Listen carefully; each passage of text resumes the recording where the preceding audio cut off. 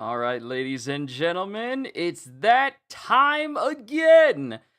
You know, I woke up this morning thanking God that I'm alive, that I'm able to move, that I can think, I can still taste and smell and see and hear, and I'm in my right mind. I am just so grateful. Now, amongst many great things that happened this morning, moments before I had to get ready for this session, Borderlands finally dropped Harlow's gameplay trailer for Borderlands 4, which means that all 4 skill trees of all base game Vault Hunters are now up for everyone to see. There will be a section where we look at everyone's stuff. I'm so happy. I'm so happy.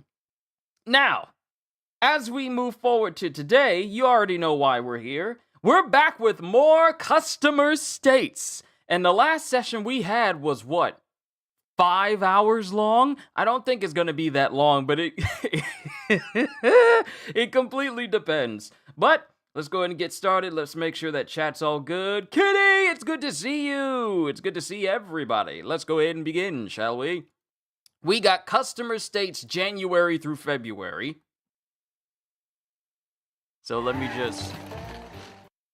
me refresh the page and make sure that the volume is high. You guys let me know if the volume is high for you. Hey guys, welcome to a new episode of Just Rolled In. And YouTube channel is Just Rolled In. Link is down in the description below for you guys to all see what I am seeing. So if you guys want to check out their channel, it's right there in the link down below. Cyrax, it's good to see you. Let's see what ridiculousness awaits us in this. This is January through February of this year. Customer came back to the shop after he was told there's serious rust damage and asked for an alignment after spray foaming in most of the problems. Kitty, we just said yesterday.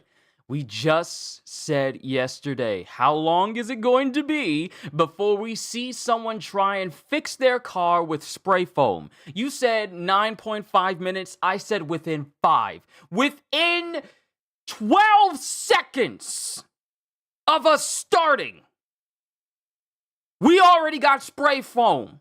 We already got spray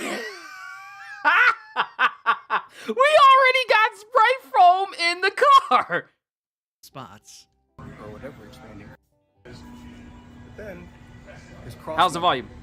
Hold on, how's the volume? I need to make sure that the volume is good for you guys. Let me know.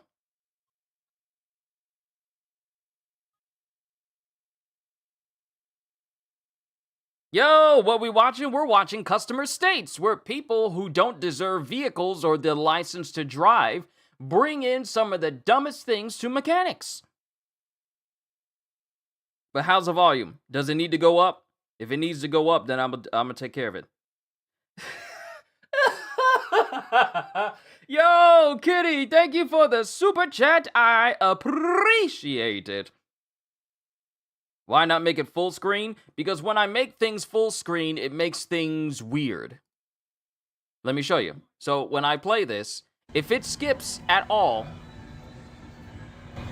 this is the stuff we get to see here. This if it skips at all, Ford Escape came in then as you the know. customer stated it's making a loud it's a bit noise low, and but lots not of by power. much. Okay, so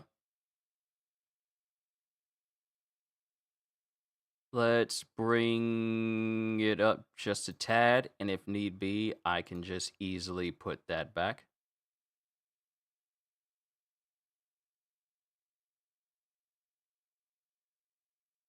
The customer claimed that Because one, the reason why I keep things...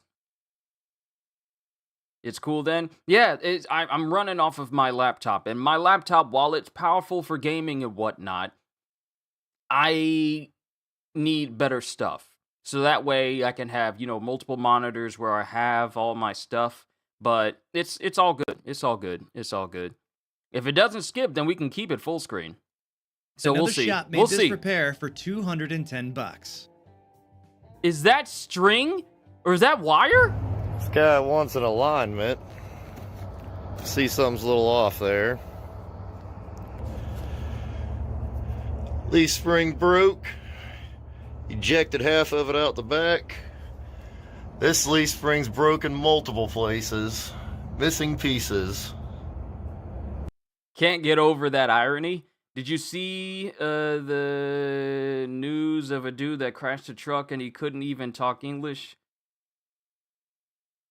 Yet they let him have a truck license? No, I haven't. I don't think speaking English is a requirement, just comprehension of the road.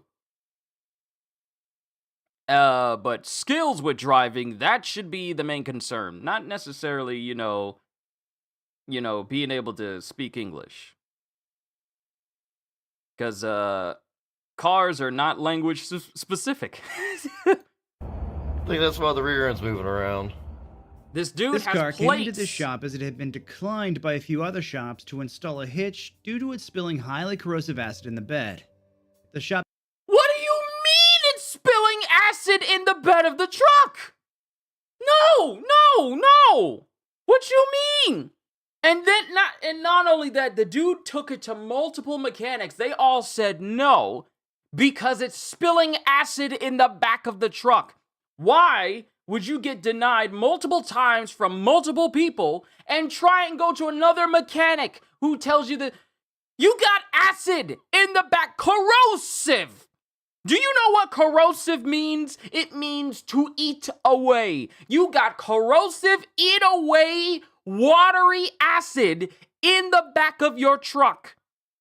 And you want someone to go near that? Nah, people crazy.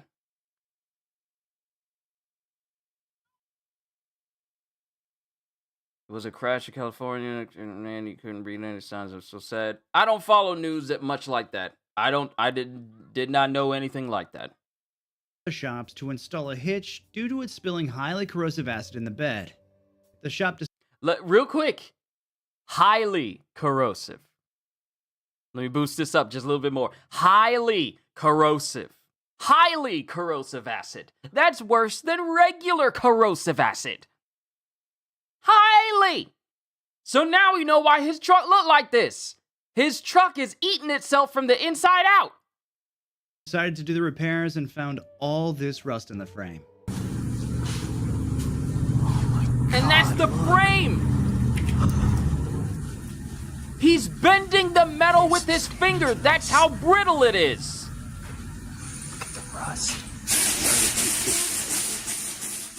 This Skoda Fabia came in for a trade. Upon checkup, the technician noticed that the battery was secured with wood. Lord, I need your help to help me get through this. 'Cause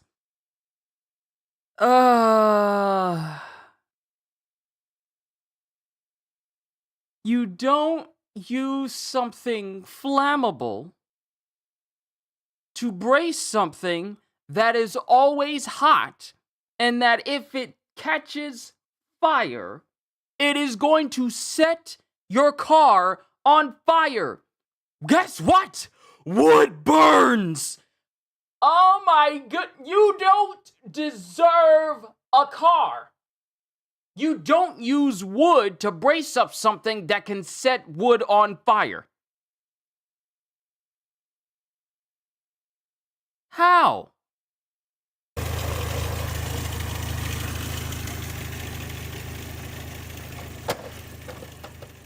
Show you some great body work on an 06 Dodge Charger. Spray foam. So I've got Spray somebody who can foam do it cheaper. again! This young guy walked into the shop saying he put a whole thing of windshield washer fluid into the engine of his car.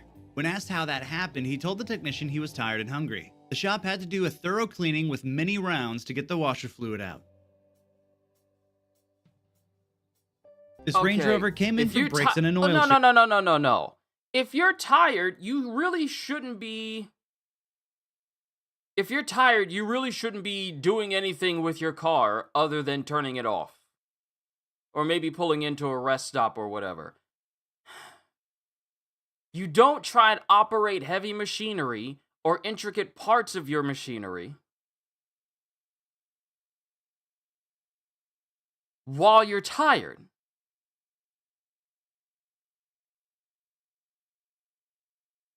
This Range Rover came in for brakes and an oil change. When the technician started the car, the tensioner collapsed and bent all the valves. Luckily, the customer approved the repairs. Finally, we have our first smart person. Oh, it took us how long? It took us how many years? There's someone who says, yes, I want the repairs. They didn't roll out? This is a first! What is this person's name so I can give him a high five? He said yes? They said yes to the repairs? Thought it was common sense not to do it when you're tired? That would instill the thought that such knowledge is common. That would instill the fact that such knowledge, that would give you the impression that such knowledge is actually common, but it isn't. But it isn't. The second time, it wasn't terrible. I love these Range Rovers. Buy one, get a supercharged too. Customer states they have 2 broken studs and possibly a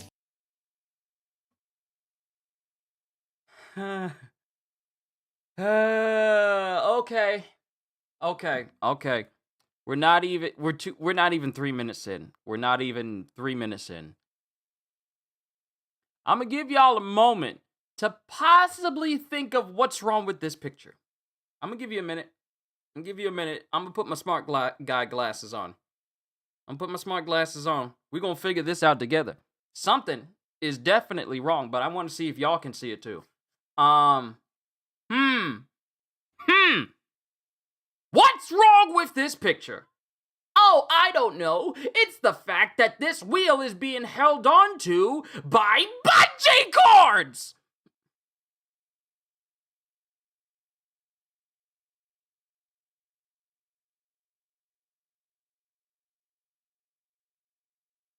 third that's stripped. According to the customer, the setup with the bungee cords and wire ties were supposed to hold the wheel together. This Trailblazer SS was towed to a shop with a damaged door handle and steering column after a failed attempted theft. The shop removed parts of the column to inspect for damage and put it outside until the parts arrived. While the vehicle was waiting outside, someone attempted to steal it again, this time smashing out the window and damaging the mirror, and this is how the car looks now. So Someone someone tried to break into that car. Must have followed them after failing and then tried to break in there while the mechanics were inside. It had to have been the same person. It had to have been the same person trying to steal from it the first time.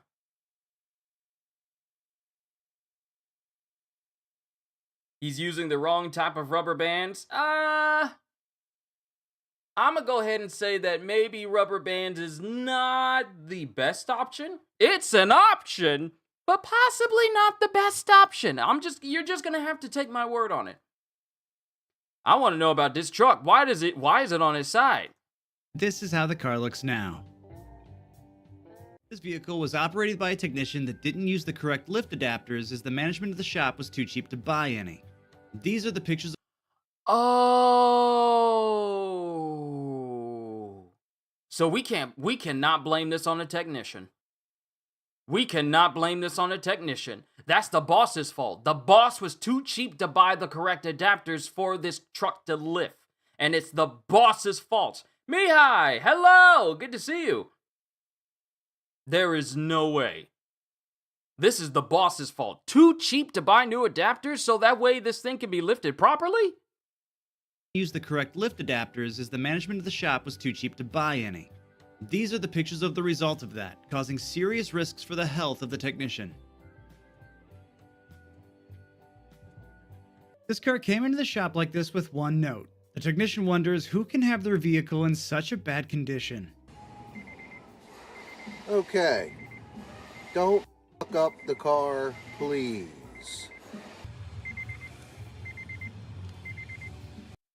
Were those coasters left in there for the driver to see? Because there's no way that it was left for the mechanic, because all of this is prior to arriving at the shop. What you mean, don't mess up the car? It's already messed up. If they did mess it up, the owner wouldn't be able to tell. Nasty. Look at that. Smear marks all over everything. Disgusting. Disgusting. Nah. All up in the front seat, all up in the back I think seat. we're a little too late.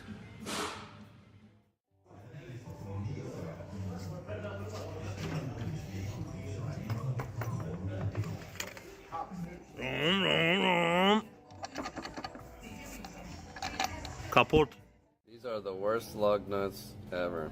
Here's the 19. So I just use a 20. This vehicle was spotted going to Walmart at more than 60 miles per hour, then drove off like nothing was wrong. This customer came in Excuse me? and drove off. 60 miles an hour, front wheel, which you use to turn. You know, to give you better traction while you're turning. Driving with no wheel.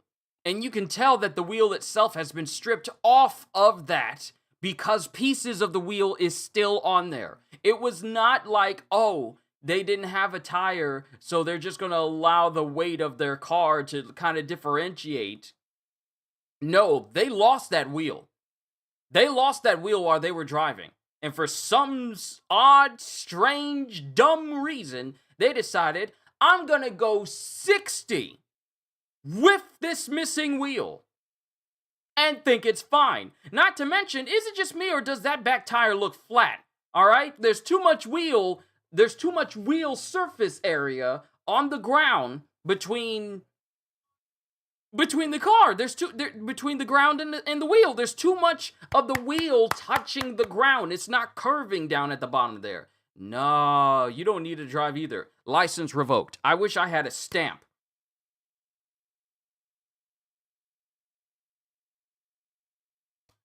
License revoked. Like nothing was wrong. This customer came in stating they don't have brakes. The technician thinks the customer is right. Customer states Yeah, their oil those pressure brakes is are low gone. and they might need an oil pan. I'd say it needs an oil pan. I don't know about y'all. You're not supposed to be able to see that. Look at that. Oh yeah. Goodness gracious. But it's got a custom oil filter. How many times have you seen a cable snap?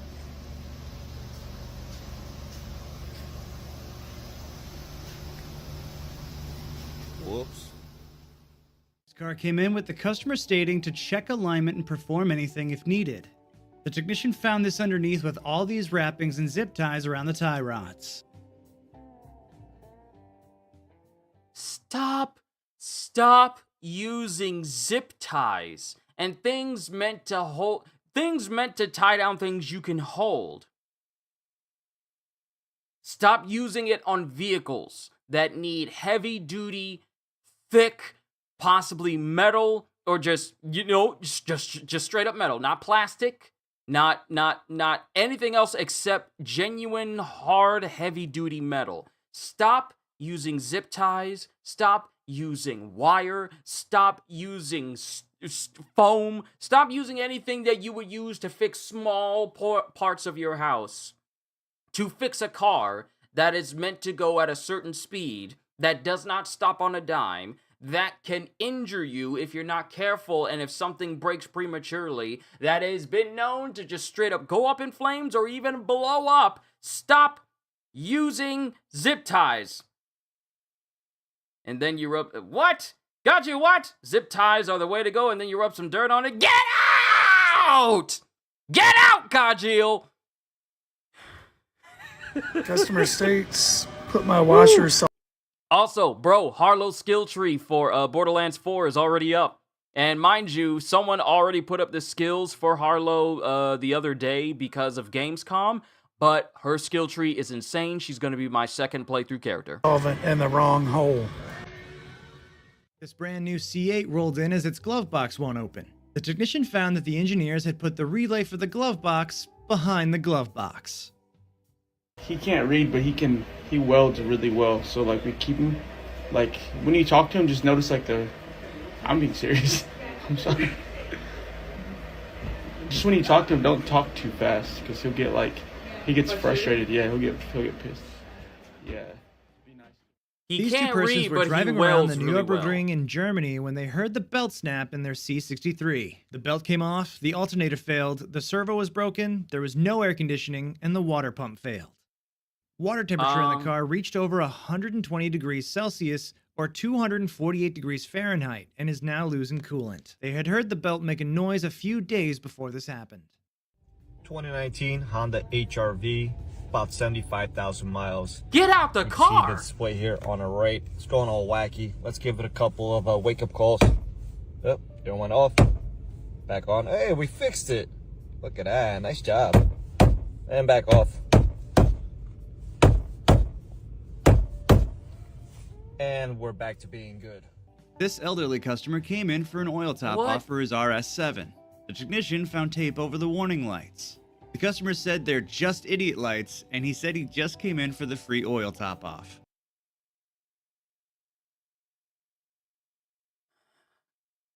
See, what gets me is when people think mechanics are dumb enough to not question the fact that parts of the dashboard are taped up. What do you mean I taped over it because they're just idiot lights? No, the person driving this car who put tape over the dash is the idiot. The people who do this as a profession to make sure that you can continue to live as an idiot are the ones who are geniuses.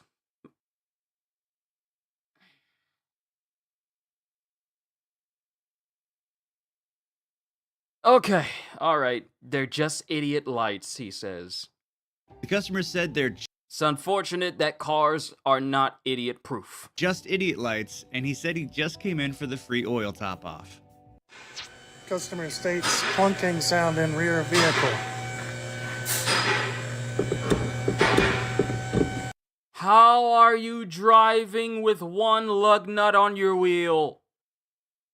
How do you not know that your car is missing parts?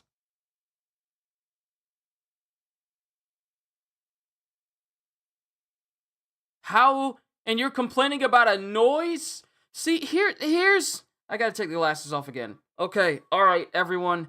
How do you drive your car? You hear a noise that's not familiar. How do you not stop to check and find out what that sound is? How do you not get out of your car to look at it?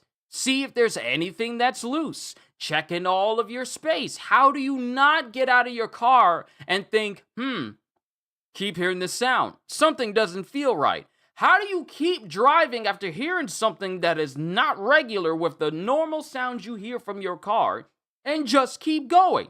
How do you pull into a mechanic shop and not say, oh, I'm missing some lug nuts? No, you go into a beer. It's good to see you. I hope life has been treating you well.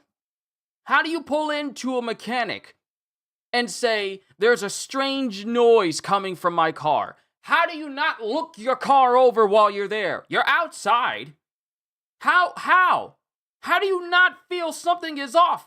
License revoked. License revoked. Your lug nuts are at 20%, bud. Should do like a 10-minute job, they say. 10-minute job.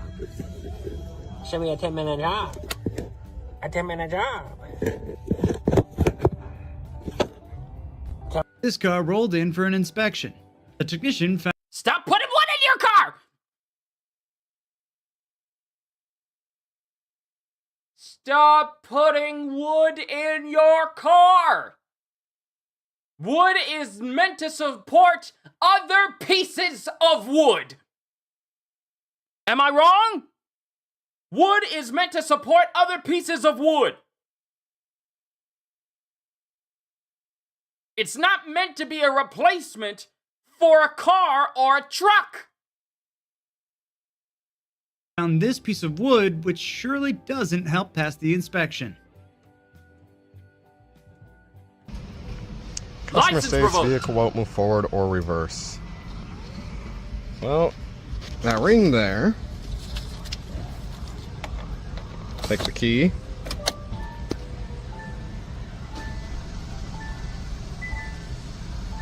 No start. Let's just remove this. Key back in.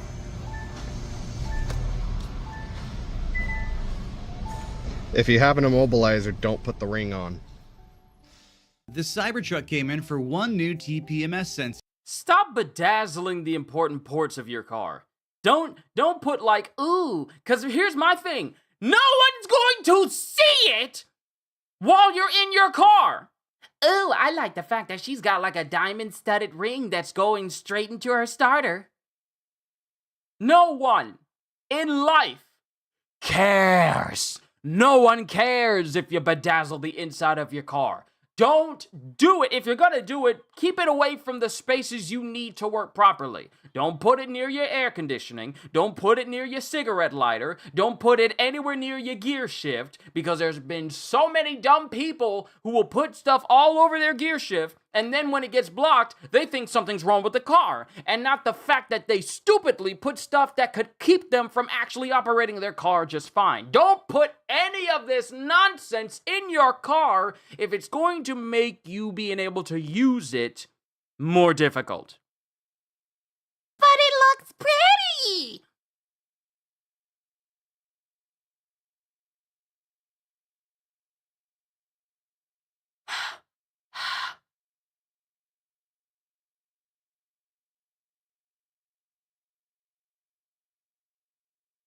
We gonna move on. The customer complained that his tires were off by 1 psi. After the shop offered to correct this, he declined.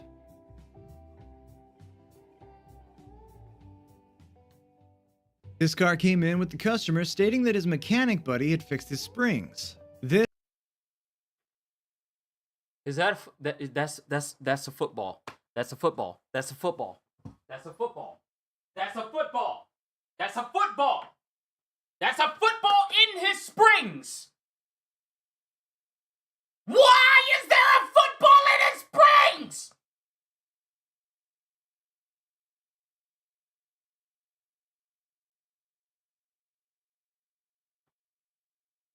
We're at 8 minutes and 27 seconds. And I'm already out my chair. I'm trying to be nice today. I'm trying to be calm today.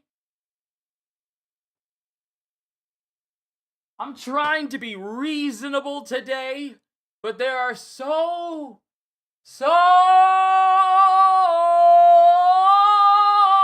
many dumb people. There are so many dumb people. How do you, and you let a buddy? That's not a friend if he says, I'm gonna fix your car. Hey, Clem, I'm gonna fix your car. Oh, you're gonna fix my car? You're such a good friend. Yeah, don't worry about it. Just go in, do what you need to do. I'll take care of it. Well, all right, buddy. I trust you within an inch of my life. 2 minutes later, you see a football in your springs to stabilize your car. Revoked. Driver's license revoked. This is what the technician found the customer was referring to. 14 Chevy Silverado with 100,000 miles on it. And check out the frame. Let's see.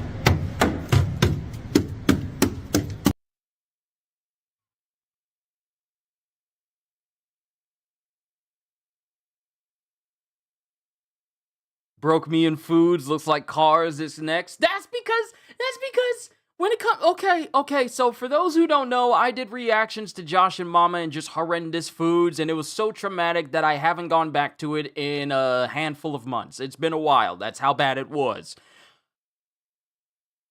Josh and Mama, and all the other things that we've seen, is bad. Very bad. Makes me question how they continue to survive off of the food that they create. That's bad, alright? As a person who likes my food made professionally, made by people who care about the cleanliness of it all, including the cleaning spaces and everything, I get fed up I get fed up. I get fed up with it.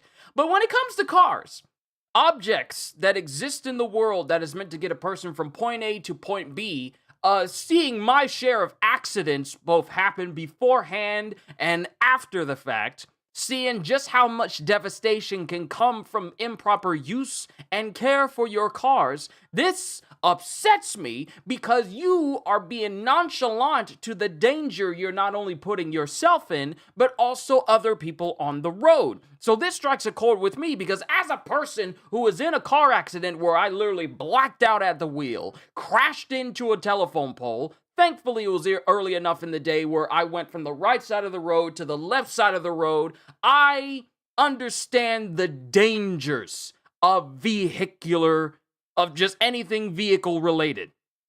I walked away without a scratch. I was able to tell what year it was. I didn't get a concussion or anything, just a minor fraction inside my orbital wall and just a little bit on the side and just my right side being messed up just a little bit, but it wasn't anything debilitating. I haven't suffered anything like that ever since. No blackouts ever since. So I understand how dangerous things could have been if people were on the road that night. When I see people do this and they haven't blacked out, they're in their right mind, I just wonder what goes through your head to make you even think that this is a good idea.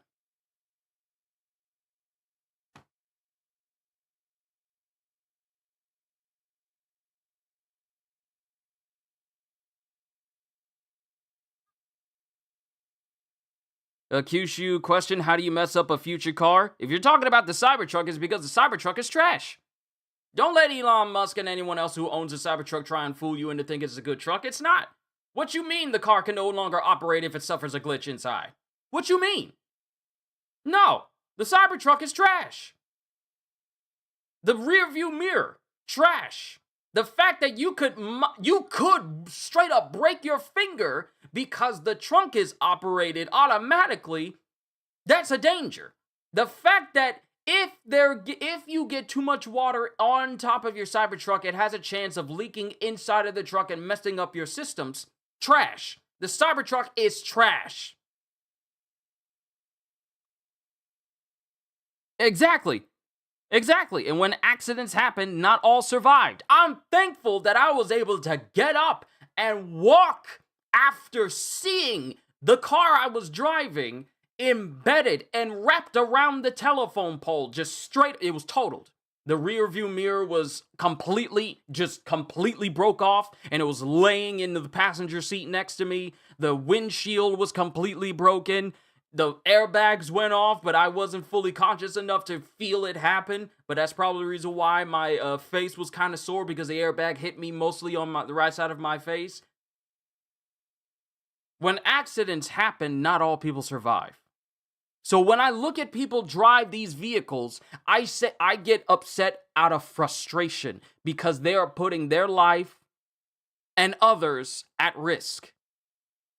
So when I see people put wood and wire and all sorts of different things that are not supposed to keep a car held together, or are so nonchalant with how badly they take care of their car, I get frustrated because that's a life they are taking into their hands because of their own negligence or own stupidity. Because, newsflash, there are plenty stupid people in the world. Don't let everyone try to be all positive with you and say like, oh, you're not stupid, you're just special. It's like, no, you are dumb if you are going out there and putting people's lives at risk because you don't want to take care of the ride that you probably got cheaply and are probably too lazy to keep in good condition because you have other better things to do with your money except take care of the thing that can get you from point A to point B.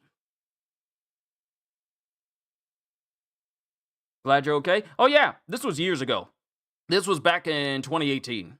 2018. I still remember it to this day. I still remember the paramedics. I still remember my dad coming down to check up on me because I called them after it happened. This was at 4 a.m. It was at 4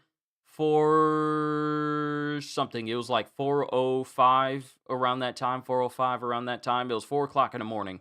But I was fine. I let my dad know he was fine because, you know, being the only son, hearing that your son is in a car accident can be jarring for a parent. but you know, I was fine. I was fine. And I had to rest up, but this was also during the time when I was at Harris Teeter. So when I was working there, I had the mindset of like, oh, if I stay home a little bit too long, they'll get rid of me. So even though I wasn't at 100%, I still went in when I was well enough to walk around, and I just went back to work. That was a horrible, it was a horrible mentality. That was a horrible mentality.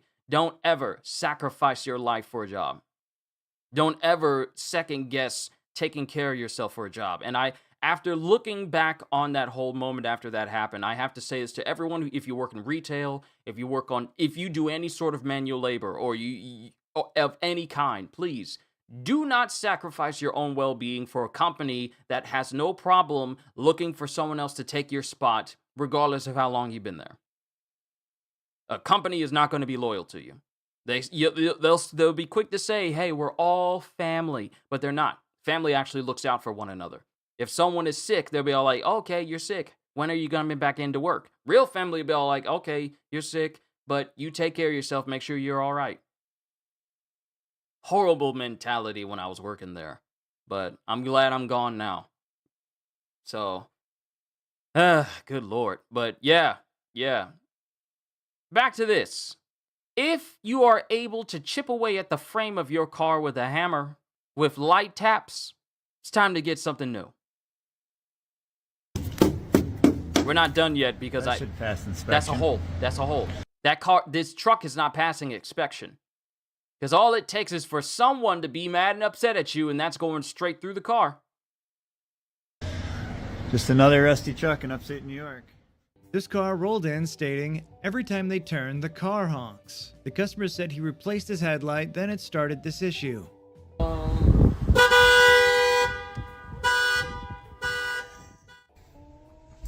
Customer said he replaced his headlight and it started this issue. That means the customer doesn't know how to replace a headlight. Chewbacca is in their seat. This rolled into the shop last summer with some old school air conditioning. AC on and off, literally just rolling down the window. I feel like if you need to roll down the window for your car to be cooled in a car that more than likely has AC, then the issue does not lie with the actual window itself. 2010 Dodge Caravan. Customer complaint. The vehicle is not warming up on defrost.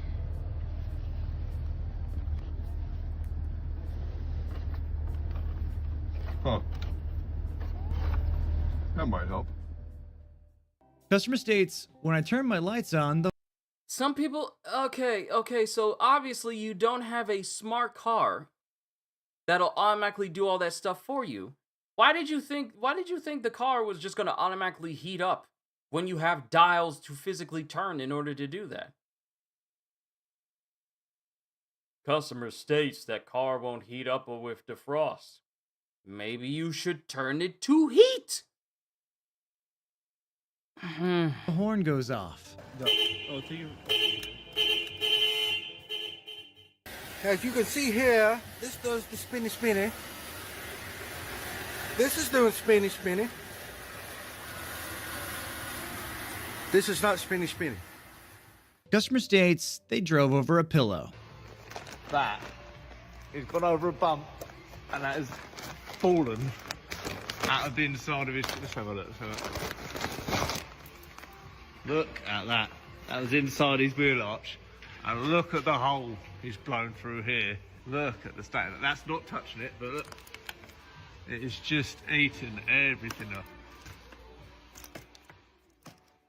Yes, him driving over a pillow was the issue with this. Not the fact that his thing is basically rusted from the inside out and it can literally poke a hole into it with just your finger. I feel like if you were able to make a hole in a car with your finger, that is not a car you should be driving. Because all it takes is for you to be on the highway and a big old 18-wheeler to be in front of you to throw the wrong piece of debris at your truck, and your car is going to get shredded.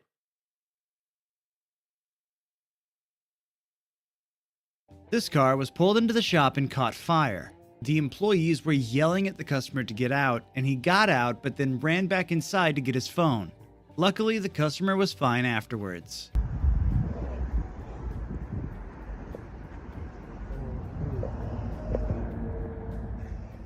Customer states, I hit the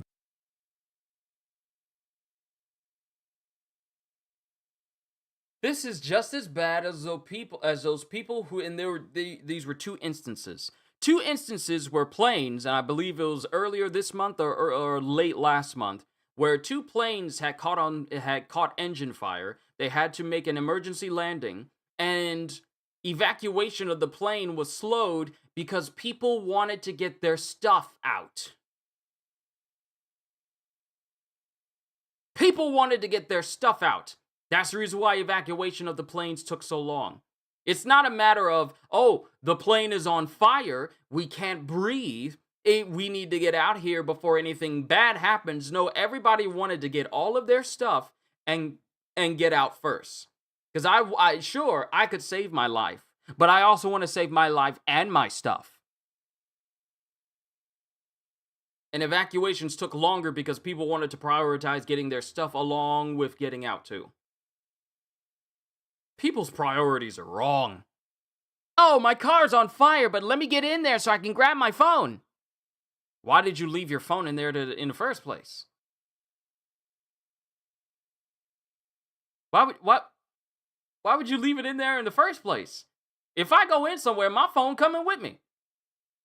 I make sure all the important stuff I need is coming with me when I go anywhere. Phone too. I never leave it in the car. Stuff is replaceable, you are not. Exactly, but not everyone thinks that because they think, like, if I just spend a couple extra seconds, I'll be fine. No one ever thinks that the next second is not promised to you. Not even the next second of me talking is promised to me. So every second you breathe is a gift.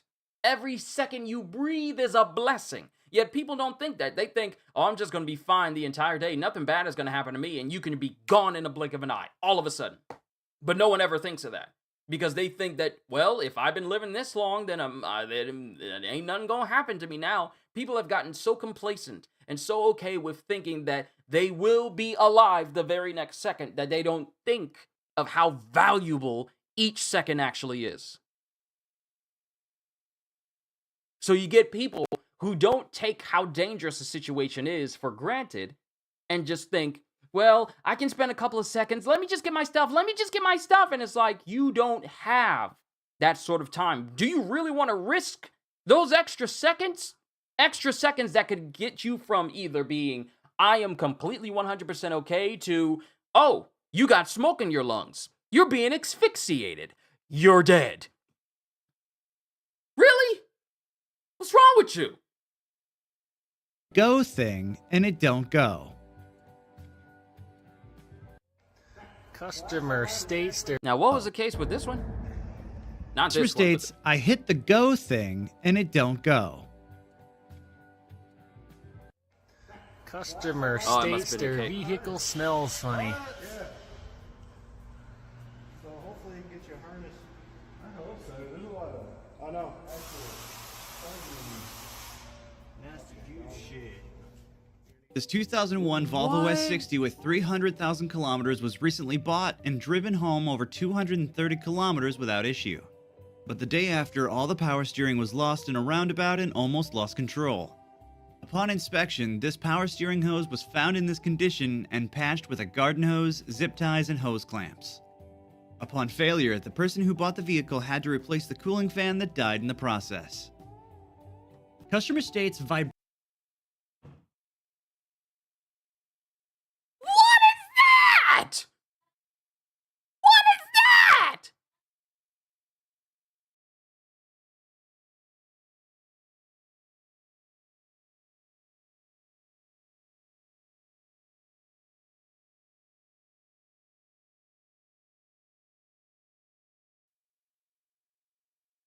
Sister gonna tell me, stop screaming in the room. No, I'm gonna scream at this ridiculous car nonsense. What is this, though? What is this? Did someone have a giant thing of marshmallow fluff in the truck? Had to replace the cooling fan that Also, the fact that this thing was held together with a garden hose. Don't think I'm going to overlook that. Garden hose? What for? What for? What for? Died in the process. Customer states Now, what's the deal with vibration this? while driving.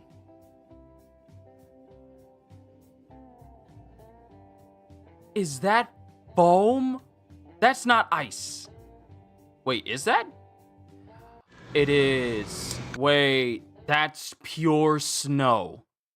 That's snow and ice built up on the car that has essentially locked up so much of their system. Was this thing buried in snow?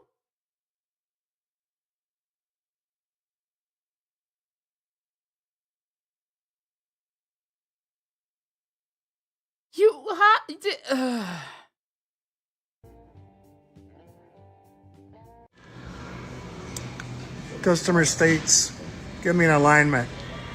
Don't try to sell me parts.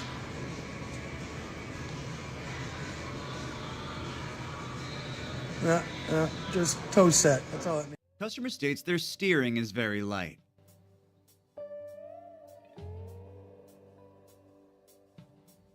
The shop suspects that the new guy they hired lied about his experience. He had told them he had 5 years of experience, but looking at the block heater end, the shop doubts that. Customer states, my car keeps losing air in the front tire. Surely it's not because of that. This customer just drove this thing in on fire and parked it right in front of the waiting room of the shop.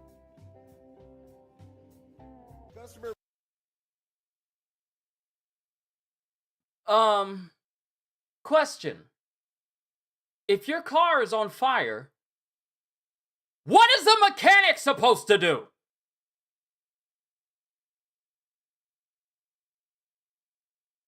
If your car is on fire, why would you take it to a mechanic?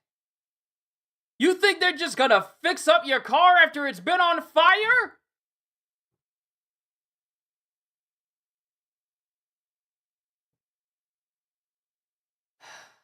Not only that, you drove while it was on fire. My car's on fire. Can y'all fix this? No.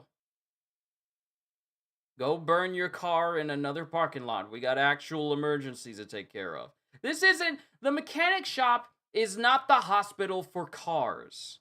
Or it's not the emergency room for cars. If your car needs intensive care, that you can't simply get it to a mechanic, don't drive it to a mechanic. That includes on fire, prone to blowing up, or refer to the first two. Right in front of the waiting room of the shop.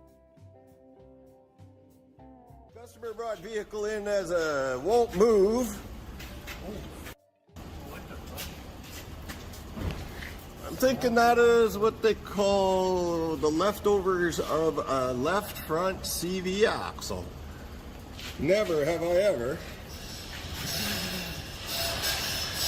I would expect that would be the reason why it does not move. This car rolled in for an unrelated issue. The technician... Why is there a box cutter in there? Why is there a box cutter blade in there? No, why is there a box cutter blade in there? This car rolled in for an unrelated issue. The technician pulled the intake plenum and found this. The customer has been driving like this for a long time now. Maybe the customer should buy lottery tickets next, since he was still somehow fine. This. In for an unrelated issue. The technician pulled the intake plenum and found this. The customer has been driving like this for a long time now. Maybe the customer should buy lottery tickets next, since he was still somehow fine. Driving with a box cutter blade in your intake. How in the world? The fact that it lodged itself right there, that probably saved his life.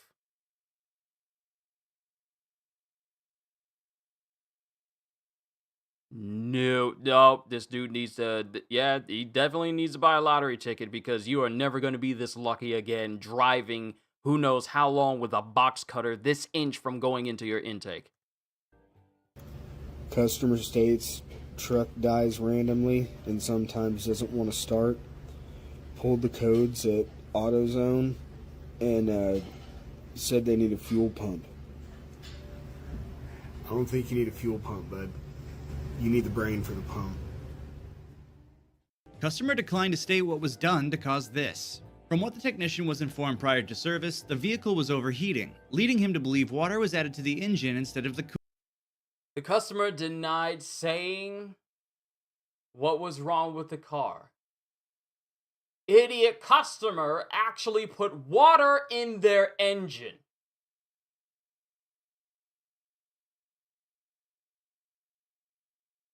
I'm gonna be calm. I'm gonna be cool. I'm gonna relax. I am not gonna blow up. Mind you, this is just January and February, alright? This is just January and February. This was supposed to be 16 minutes. This was supposed to be 16 minutes. Coolant reservoir. You don't f***ing say. This water trailer was towed in for an unknown amount of distance with either the physical parking brake still applied or without trailer air being applied to disengage the brakes. The technician wonders how the tractor operator or anyone else on the convoy failed to notice before the tires got like this. Easy. You don't have people who actually do proper maintenance. There is no way your tires are going to get this bad because you realize it takes a considerable amount of wear and tear before tires start to literally look like this. There is simply no way that whoever was part of the inspection team for this said it was fine and let it go unless they did not care. There is simply no way you're going to take a piece of military machinery, which is always inspected, and say, this is fine. Before the tires got wonders how the tractor operator or anyone else on the convoy failed to notice before the tires got like this. This little creature just casually walked out like he didn't just eat the transmission wiring harness which the technician found in this vehicle. The street glow switch is under the truck. That explains why it's intermittent, because it's not weatherproof. You know, there's nothing like a good installation. And this is nothing like a good installation. This cab rolled into the shop and the technician found the corner to have been fixed with spray foam to cover all the rust. Customer states that windshield washer fluid is frozen. The mechanic brought it into the shop to thaw it out and smelled a Windex glass cleaner in the washer fluid reservoir.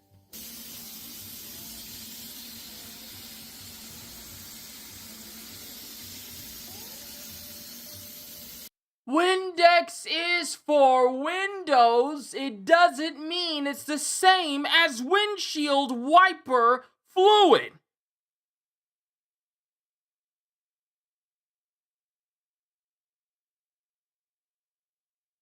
Lord, what license revoked? What's wrong with these people?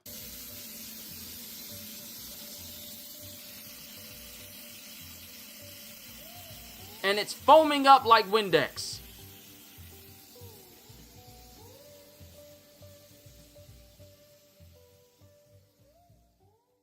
This customer came in as the customer's car wouldn't accelerate. The technician found this under the gas pedal.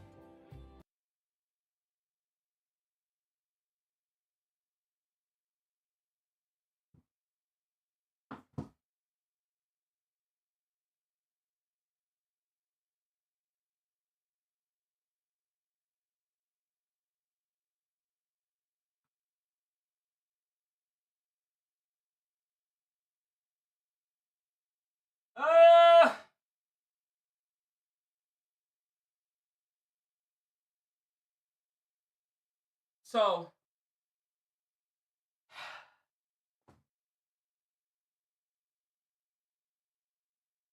how many times have I taken off these glasses? car won't accelerate. Kitty, you've been here for every single customer states compilations we've done. How many times have we seen customer states car won't accelerate and something is directly underneath the accelerator, underneath the gas? Something that doesn't take only but a couple of milliseconds for you to glance down and look at. How do you drive a car and not bother to look at the thing that needs your car in order to go forward? How do you not look at that and go, something is blocking it? How do you drive the entire time with not one, not two, but 3 sponges under your gas?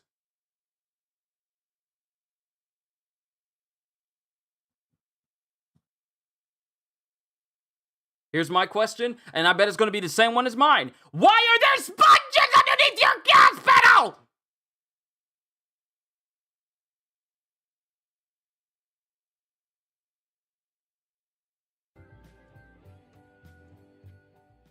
Customer states, I drove through ankle-deep water and now my car will not run.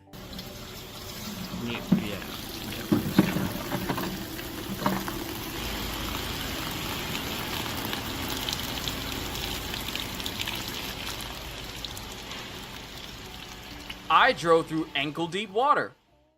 I You can sense submit lies. clips that you personally filmed on our website at justrolledyt.com.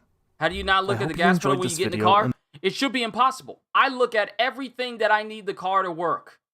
Every time. When I get in the car, okay, let me tell you from my perspective. When I get in the car, whether I'm driving our Mazda or whether I'm driving our Bug, when I get in the car, I look at the seat and I see in the vicinity of the seat. I always look in the car. I never get in the car and I'm looking at someone. I'm always looking at it. Always. I'm looking at every single spot. Every single time. Get in there. Look at all the stuff that we got. Look at the gas pedal. Check the gear shift. Sure, I memorize how to use the gear shift without looking at it, but I always instinctively looking at it to make sure that everything is in working order. It's just me. Visually, that's just how I do things. How do you not get in your car and not look at what's in your car? First of all, your car is nasty. If your sponges look that dirty, then that must mean that the rest of it is dirty as well. Because if you were a clean person, you would not allow dirty sponges to be in your car at all. But clearly, you are a very dirty person. You are a very dirty person. And you don't care. How do people not pay attention to what's in their car at all? How do you... Because the only way you never know what's in there is if you never clean it. That's how you never know. When you see stuff in there from mechanics' point of view and it's old disgusting stuff, then that means a person doesn't clean their car at all. Because ain't no way you don't clean your car on the regular and not notice 3 whole sponges at the bottom of your car. Don't worry, this ain't it. We ain't done. We ain't done. This is just January to February. This is January and February. We're already getting started. So, let's go back to the main page and look for March and April. Because that's January. Where's March and April at? I know y'all got March and April. There it is. 17 minutes. Slightly longer. Oh, Lord, the thumbnail. Oh, Lord, the thumbnail. I'm not ready. I'm not ready for this. Hey guys, welcome to a new episode of Just Rolled In. This Subaru came in with this boot washer. This was caused by a rodent getting in and chewing on the rear washer hose that runs next to the driver's feet.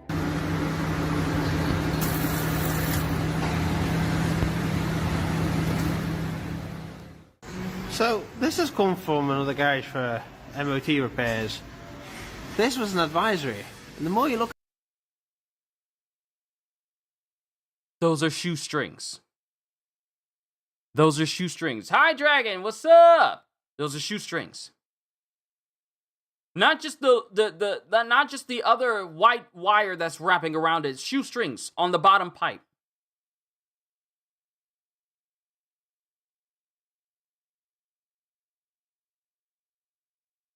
The worse it gets. So, yeah, the rubber snapped, If you clamped it to a bracket with electrical cord to hold it up, I guess it's secure. I don't know, what do you think?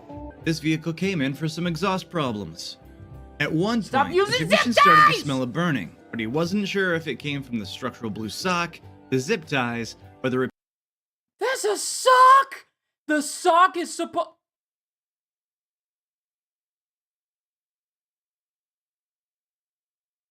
Revoked! Revoked! Revoked! It's a whole tube sock. Cut to try and hold it together.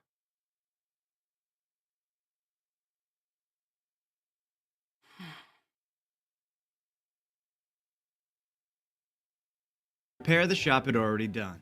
This customer came in hysterical, saying that her car won't stop and goes on its own. When the car started, it redlines right away. Upon inspection, the shop found the reason. The gas pedal was frozen to the floor in an inch of ice. The reason.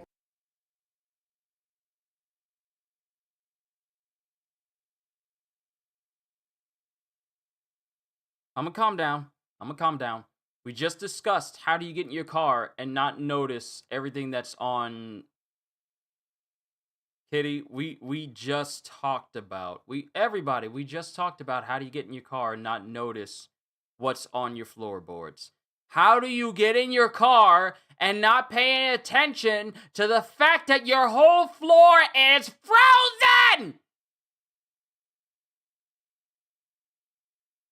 How? How do you ignore the fact that your floor is frozen, yet question why your stuff won't work? Revoked!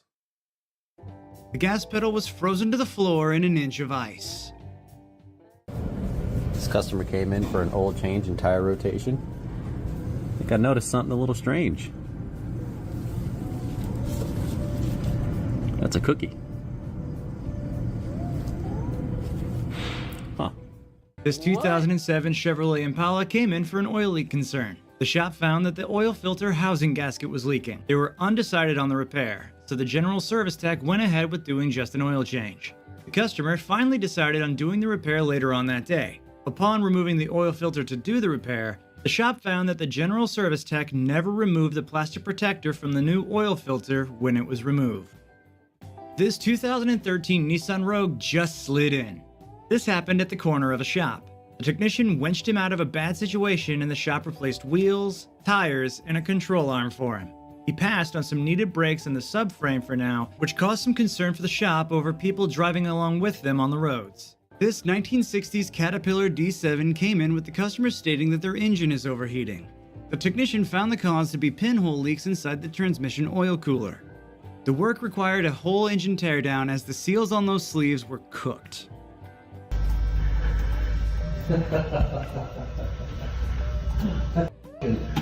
Wow. Oh, here, stay up there. Guy come in, he's like, I got a little vibration. I'm like, yeah, I don't know what's wrong with it. Probably needs brakes. This 2022 Hyundai Palisade with 122,000 miles came in for a driving concern while driving uphill.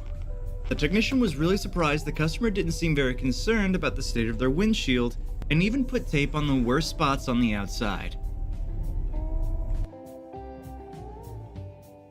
Huh? This Toyota was spotted somewhere in California with rear body damage, but it was fixed in a very unique style.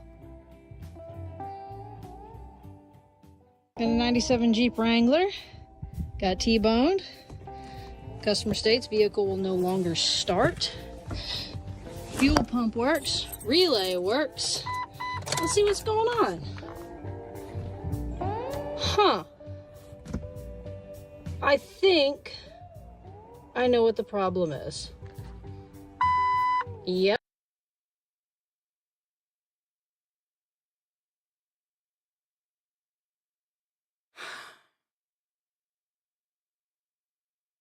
Got T-boned. Car won't start. Something's wrong with it.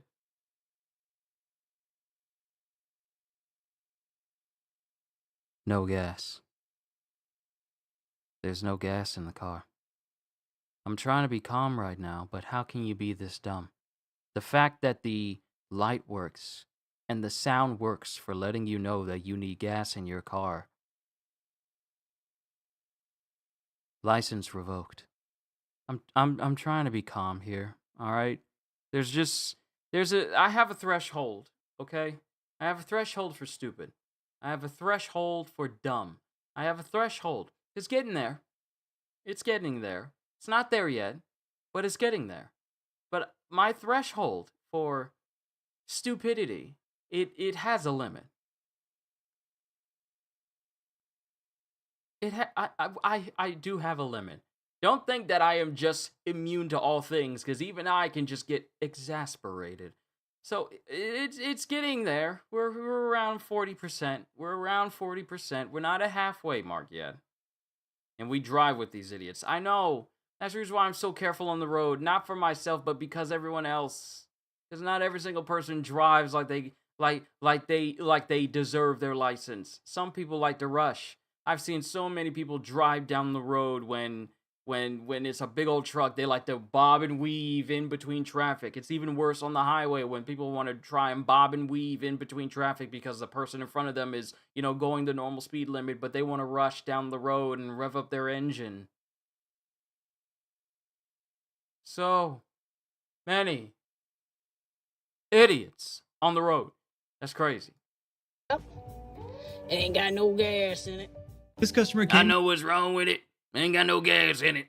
To the shop a couple months ago wanting a quote for a 5th wheel hatch install. They didn't like the price as it's only 4 bolts, so they evidently did it themselves. The truck came in now for unrelated brake line repair, and the shop noticed this sketchy install. Obviously, they've never pulled anything with it yet. Plastic bed liner. He's not going anywhere. So, customer states there's a bit of a pull whenever you're braking. You can see, yeah, you got to have that fluid in there. But it really probably doesn't matter that much. It's good, ship it. This Toyota Tundra came in with more than 1 million miles. The cluster stops at 999,999 and is likely to be well above that.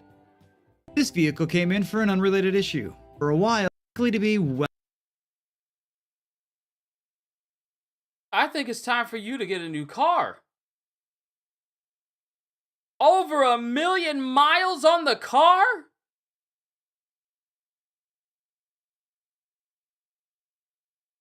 It's time to get a new car. Got news for you. You can be as careful as possible and it won't help. I know, because people are still dumb. Over 1 million miles, though, on this car. Well above that.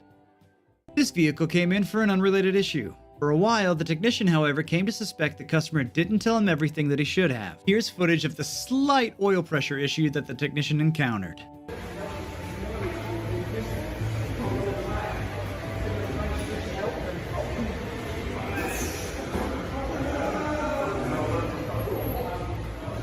Slight oil pressure. Customer states their vehicle feels more bouncy than what it used to be.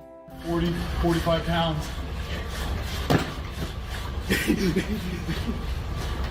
A little bouncy going down the road. Customer states they keep having to add oil due to a leak. When the technician asked them who last did their oil change, they said that they did. And when the technician found the drain plug with a shredded gasket and asked them where they got the gasket from, they said, with a straight face, "I used one that I bought for my pressure washer." Revoked. So he comes in because of a noise on the front left.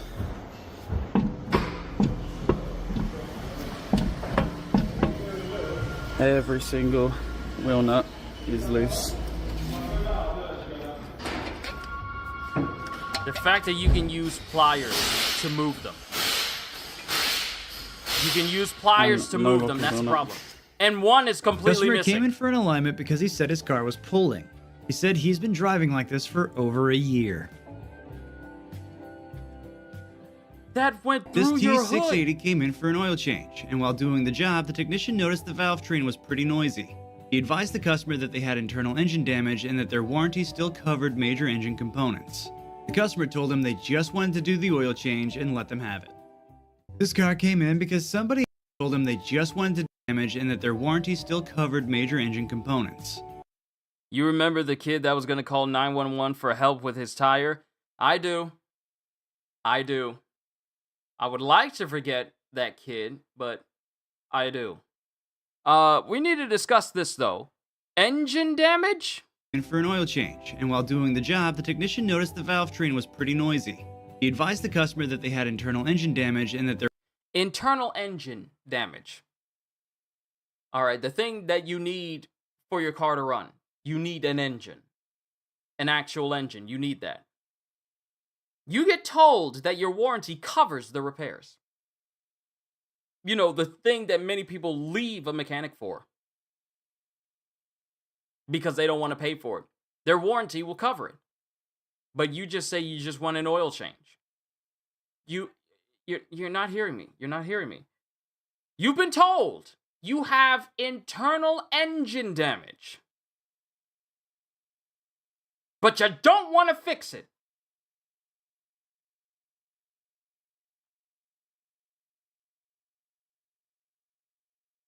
You've been told you have internal engine damage. And your warranty covers repairs. But you don't want to fix it. You just want an oil change so you can go.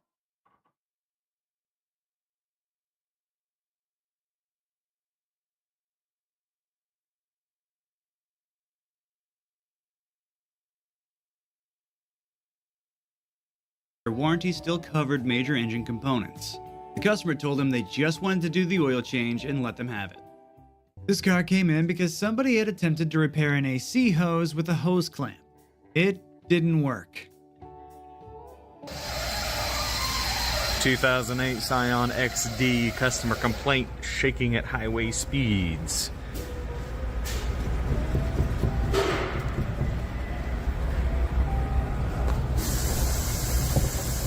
That gum axle snapping now.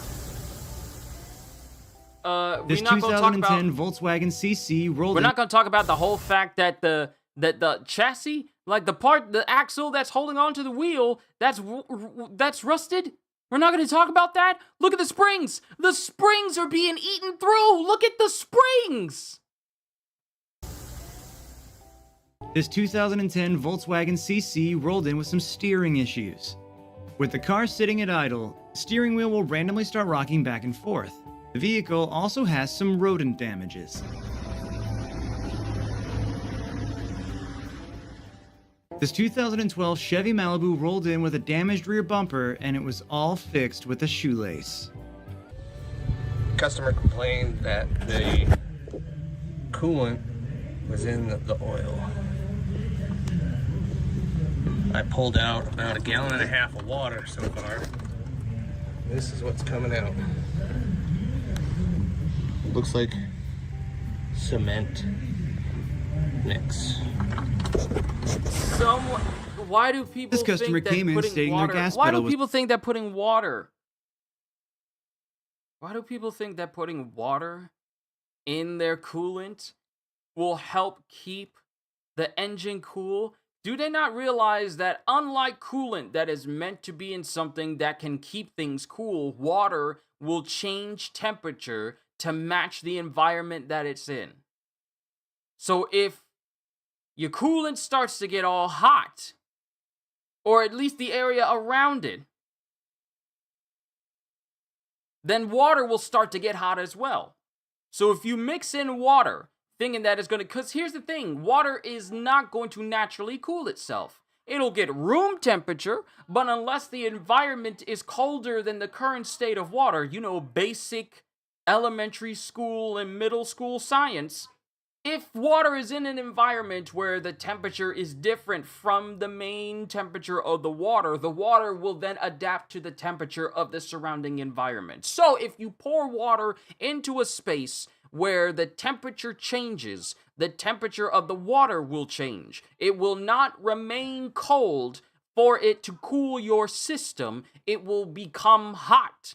boiling water, which will then mix with the coolant or whatever else you got in your system, and then it'll become hot water boiling and messing with the consistency and viscousness of whatever else you got in there, and it will ruin your system. It shouldn't take me saying this out loud. For people who have been to school, have seen what happens when you heat up a water bottle and when you freeze a water bottle to know the difference. Yet we get people here who are out there driving, who are in the double digits of age, who think this is fine. Revoked license! It's hard to push. The technician went into the shop and found the floor mat immediately. The shop foreman was quite upset that they had to deal with this, but it was removed only to find that there was not only the large unfit mat, but also a factory mat installed underneath. This car came in with the speaker wires running under and around the radiator, some partially melted. Between the twist connectors, electrical tape, and the uncut zip ties, it's almost a work of art. Who's the moron why would you put speakers, unprotected speakers, in the hood of your car? You know, the part of your car that meets the elements first? Why would you put speakers in the grill? Why would you put it there? You know what hits the grill on a regular basis? Everything!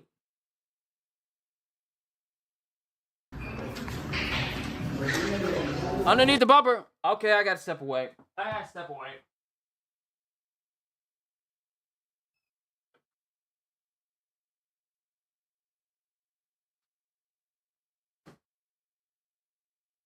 I need my table. I need my table so I can slam it. So you guys can understand that this is dumb. It's dumb. It is slam your hand on the table dumb. Stupid. You don't put speakers in your grill. You don't put speakers underneath your rear bumper. You don't put it unprotected at the front of the car. You don't put it anywhere but inside.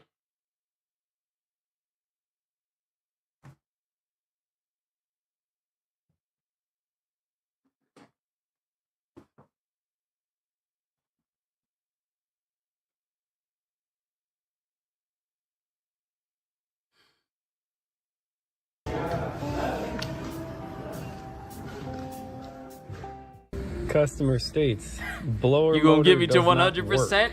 work. We'll see. Yep, I think that'll do it. Customer states blower motor does not work. Yep. Is that the blower motor? Blower motor does not work. That's because it's not even connected! I think that'll do it. This customer came in stating that ever since you replaced my parking brake cable 2 years ago, the brake light is stuck on. The technician found some other issues that were not caused by him for sure, such as this mystery liquid that looked like sweet and sour sauce.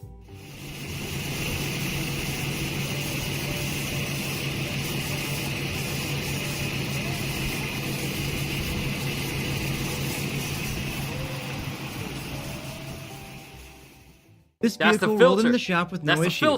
The reason for the customers coming to the shop, however, was related to the tires. The shop is not sure if the customer was lucky or not. All right, so we got this 2001 Suburban with the 8.1 big block in it. As you can see, the hitch is at an angle. That's because the frame is completely cracked in half on both sides. Him just merely moving the tube caused pieces of the rusted chassis to fall off. Him just moving it was all like, just sprinkled everywhere. Completely cracked in half. You see? On both sides. Like if you take this, you can wiggle the bumper and the hitch together separately from the frame. You can see on this side, it's not any better. It's cracked all the way through. They tried welding on these plates. Don't know what they were using. You can see all the welding wire sticking off. And then, Obviously, that didn't hold weight very good. So what they've done is they welded on this piece of C-channel. So if we come all the way over here, they welded it to the inside of the frame up here too, and you can see that one's already broken. But then that was probably pretty clunky and loud. So they wrapped it with this piece of outdoor carpet where it rests on the rear axle. When there was weight and the hitch moved. And you can see that did that pretty good. It's nice and polished on the top there. We are on a roll today. There's rice in the seat and lettuce by the cup holders. Nobody else can even ride in here. Chipotle everywhere. Gross.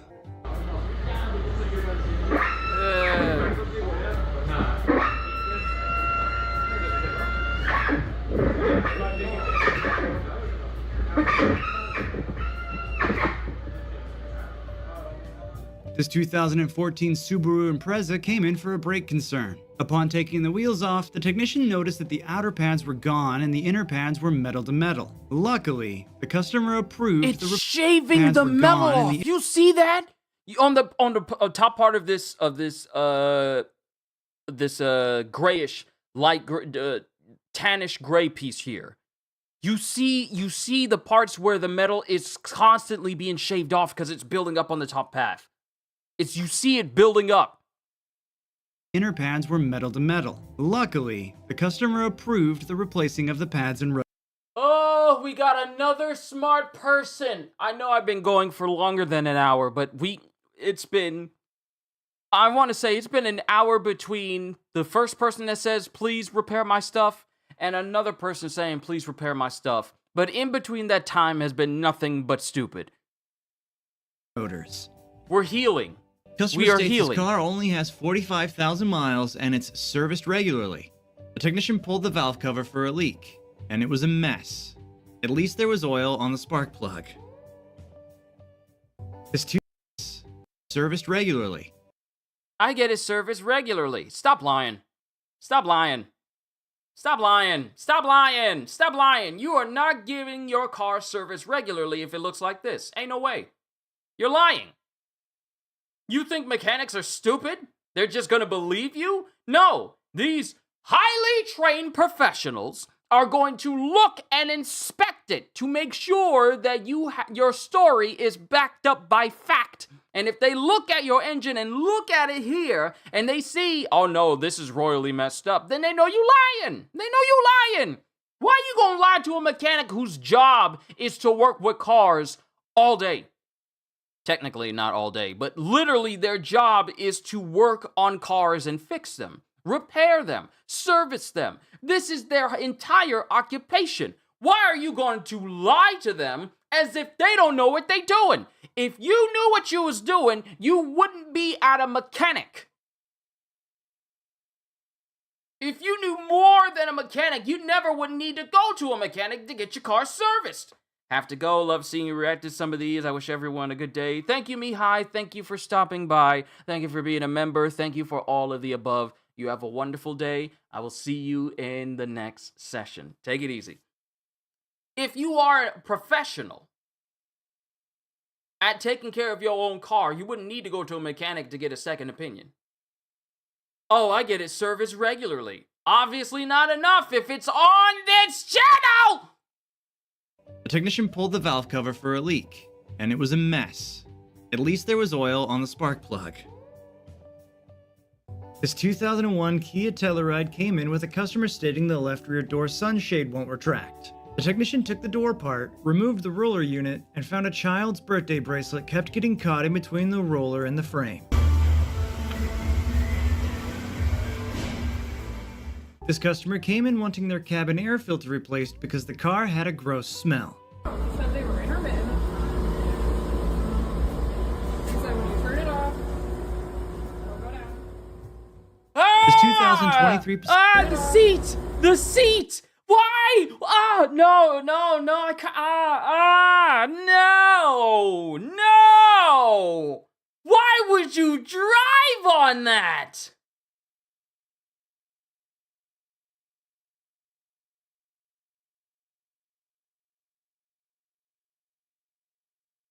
Why? You put on clean clothes and sit on that? Well, let's be real. This person does not wear clean clothes. Let's be real. This person does not wear clean clothes. This 2023 Pacifica Hybrid came in with a leaking filter, and it almost caused a disaster in the shop. Kitty, I'm a couple seconds ahead of you, so sorry if I don't go immediately to it when you say. I just had an F450 Super Duty come in. He got an oil change, he got his fuels done, and he wanted to get a new cabin filter. So, you know, I go to get the cabin filter out, pop the glove box down, pull the plastic piece out, unscrew the two little screws that hold it in, the Why cover is he not in, showing the truck? and I get greeted by this. Your cabin filter is full of corn. And nobody understood what I was saying. Somebody thought I said porn, but they had no idea. And then when I was like, no, dude, corn, like corn, C-O-R-N, they were still confused. And I was like, just come look. And then this was shoved into the filter, like the filter housing, and it was packed to the top with this. And I had to sit there vacuuming it out. So, let's take a look at what got pulled out. So, look at all of this fucking corn.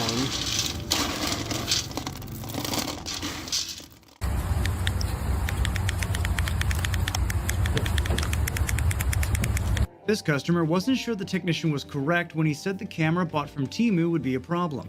The customer changed his mind later.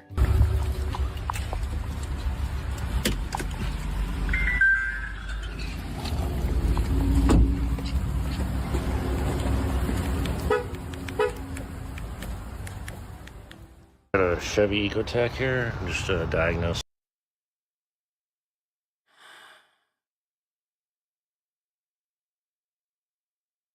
Don't buy car things from Temu. Temu is not a good place to buy from. There's a reason why people make jokes out of Temu. It's not out of endearment. It's because it's the poor person's Amazon.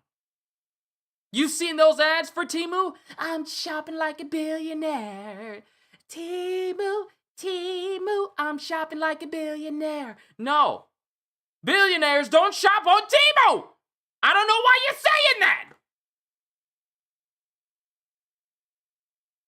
Billionaires don't need to buy from Temu. They buy it from source. I'm calm, by the way. Some things, and I figured what might fix this is like 4 or 5 more zip ties. I think I probably use some duct tape and glue, epoxy. This vehicle came in for an oil change. I never shopped off Temu either. Something about it just doesn't seem trustworthy to me. People get like a whole bunch of cheap stuff, but I'm not looking for cheap stuff. I'm looking for real stuff.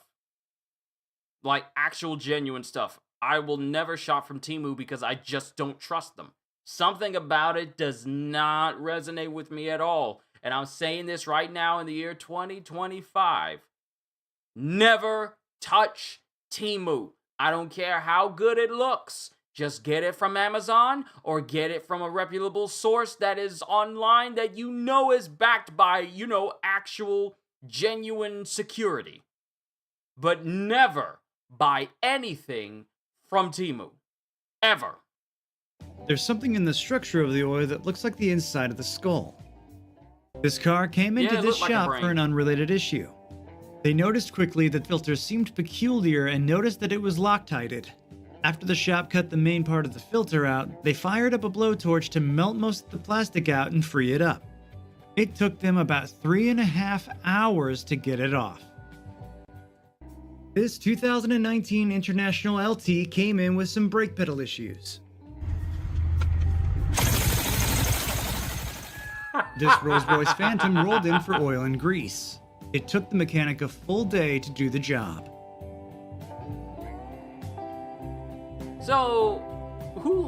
So here's the thing though. This taking as long as it did to go over, I can kind of understand because they don't make cars like this anymore. This is incredibly vintage and you got to be really careful with it. That's how old it is. The door stopper, literally, it's literally one of those door stoppers I got over next to my closet. It's the same ones that my played with those as a kid. Look, I messed with it too, and our dogs, they found it weird. They found it weird the sound they made when it came to them. I think Denim messed with it when he was young, when he was a puppy, and I think Kenzo messed with it when he was a puppy as well. So. Yeah, I'm not the only person. I know we're not the only people that actually mess with the door stopper because it may like and you try to strum it to see if you can make it keep doing that sound. Either that or your parents told you to stop messing with it because they got tired of the sound. This 1993 Ford Bronco 351 Windsor came in because the engine was knocking. The technician pulled the engine out and took the pan off to find that someone left a flathead screwdriver in the engine. The plastic handle came apart and clogged the pickup tube. Customer states, only do what you have to, don't upsell me. The rest of the suspension wasn't looking good either. Only do what you have to. Don't upsell me. Translation. Only do what can get me back on the road. Don't try to tell me it needs extra done. Because I don't want to pay for it. So here's my bit of advice to everyone out there. If you're concerned about the cost of bringing your car over to a mechanic, don't even bother bringing them to a mechanic. If money is an issue for you to get your car fixed, don't even get it fixed. Just don't use it. But of course, there's going to be dumb people out there who go like, I only got this amount of money and I don't feel like paying for a whole bunch of repairs. Or, I'd rather do something else with my time than be stuck at a mechanic's right now. So just do what you have to. Don't try to sell me anything so I can get back out on the road. And I go back to my earlier statement about people being dumb and seeing that something is definitely wrong with their system, but thinking that, oh, I'll be fine if I just head straight home or if I just drive very carefully. No, you driving careful doesn't matter if your vehicle could go up in smoke at any moment. You could be rendered unable to use your brakes. You could be unable to even turn off your car. Any number of things can happen with it, but there are so many dumb people out there in the world right now who think, I'll be fine if I don't get everything done. And I can understand, sometimes money is an object. Sometimes you don't have the finances to fix your car. But don't bother taking it to a mechanic where you are going to have to pay for all this stuff that you're just having done to it at the beginning. Initially, don't bother going to a mechanic telling them don't try to do anything more than you have to. I mean, if your car is in a deadly state, they're going to have to do something to fix it. Don't waste a mechanic's time bringing a car to them, and it's beyond what you initially say it is. That's a waste of their time. Because it's not your time being wasted, because clearly you had enough in order to get to the mechanic in the first place. But it's a waste of their time for them to tell you, hey, this is all that's wrong with your ride, and you say like, well, I only feel like paying for this. Revoked. Dumb people. Especially the people that says like, don't do anything extra. What? Are you dumb? They gotta do extra if there's something dangerous that's happening to your car. You know what? We're gonna move on. Revoked. You're revoked. If you have to argue with a mechanic or try and tell them ahead of time, hey, don't do anything more to this. Just do what I need you to do for it. When you get like that, then I know that something is definitely and deathly wrong with your ride. I know it. Revoked. We managed to get through this video a lot smoother than the last one. Alright, we got an all-wheel drive Equinox here, LT. Okay, and hey, wait a minute. Well, that's interesting. It's got the Bluetooth rear axles. Fascinating. This technician installed the wrong spark plug into an Audi. This was a result of the vendor who gave him the wrong parts, but you can't blame it all on the vendor.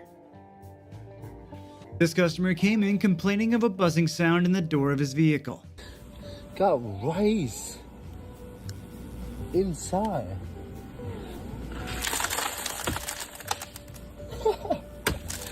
Yeah.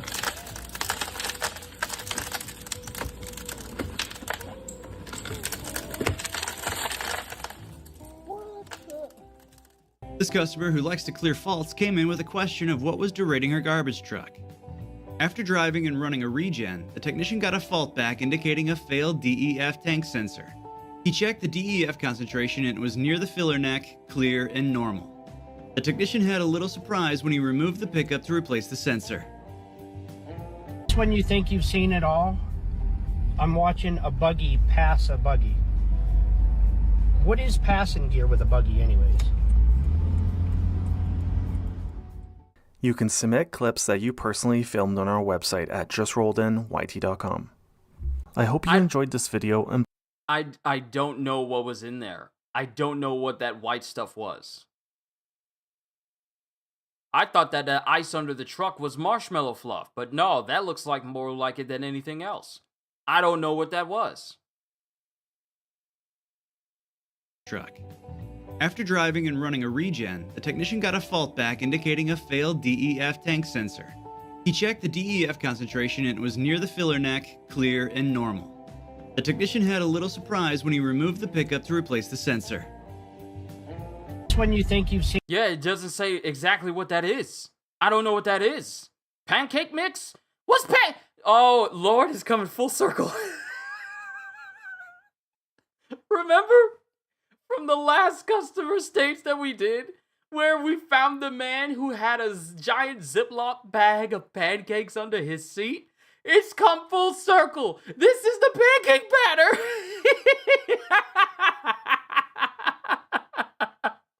The pancakes are back. Ain't no way. Oh, after all this time. Okay, that was the end of the video with the buggy. Okay. Emergency rations.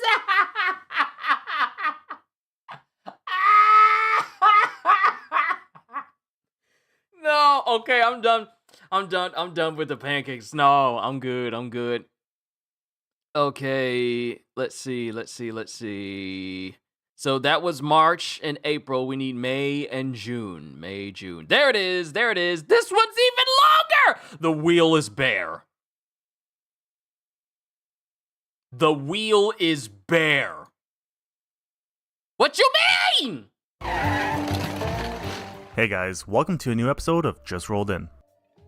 Customer states, my car started making a noise after I left Panera.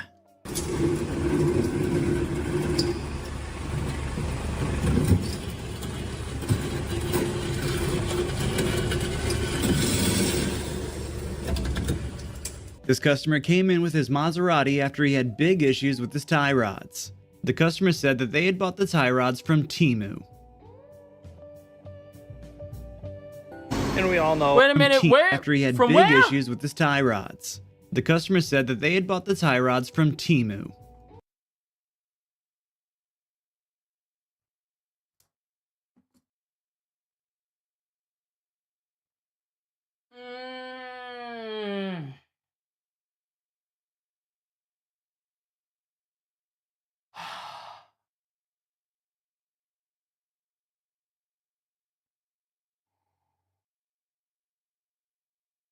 You ever... All right, we're gonna have a therapy session right here so you guys can see me.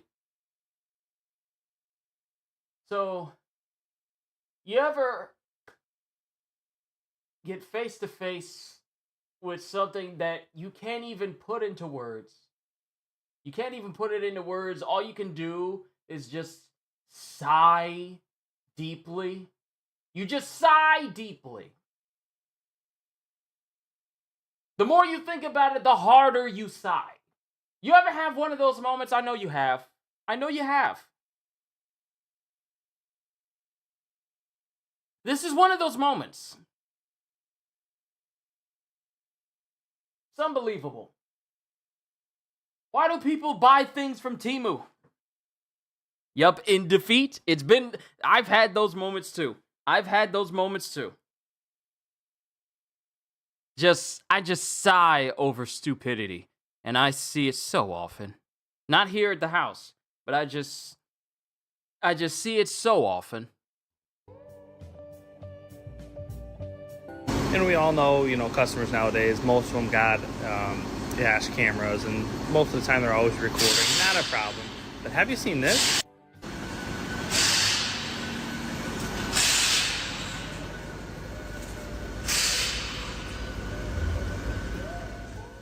The ignition switch broke on this vehicle, so the technician had to improvise with a screwdriver and an ignition key taped to the sensor to read the code. Kyushu, Kitty, I think Kyushu's soul left his body at that moment. I saw it leave. No, we're not there yet. You know it's there when I said, like, you know what, I'm done for today, and I don't even feel like finishing the video like I was with that one food video that we did. When I said, like, I'm done. I don't even you've reached the limit where I don't even give you an outro. I just say I'm done. Hope you all enjoyed and everything. That's when you know you got me. When I don't even give you a final word, I just say bye. Code. Screwdriver and an ignition key taped to the sensor to read the code. Had to improvise with a screwdriver and the ignition switch broke on this vehicle, so the technician had to improvise with a screwdriver and an ignition key taped to the sensor to read the code.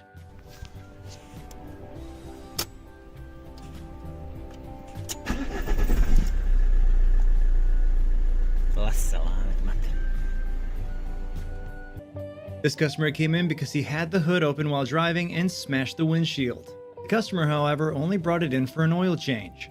The shop declined to work on the car because they weren't sure if they could get the hood secured after they open it and didn't want the customer to blame the shop. This vehicle came in and was a little bit overdue on the change of its blinker fluid.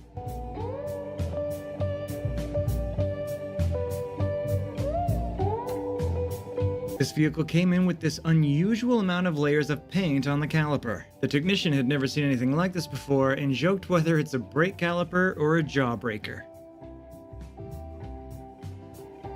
Why is it painted over? Replace the right front door outer sill molding. Got the story to this. And a 17 Hornet was discharged in here. There's our entrance wound. There's where it went out through the door. Obviously we have a new piece of glass in here. And boom, out she went. Customer states, I just want an oil. Someone else discharged a weapon inside of a car. A round went off and it broke their windshield. Broke their window. And went through the molding that lines the window.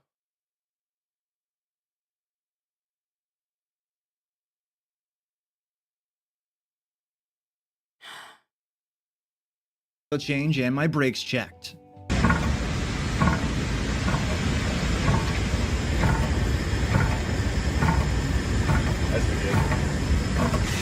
The wheel is too low.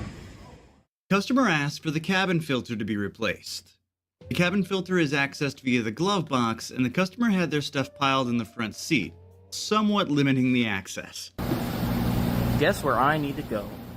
This 2021 Ram came in with an exhaust leak, and the customer stating they tried to fix it themselves and they need help now. Some people should just leave stuff alone.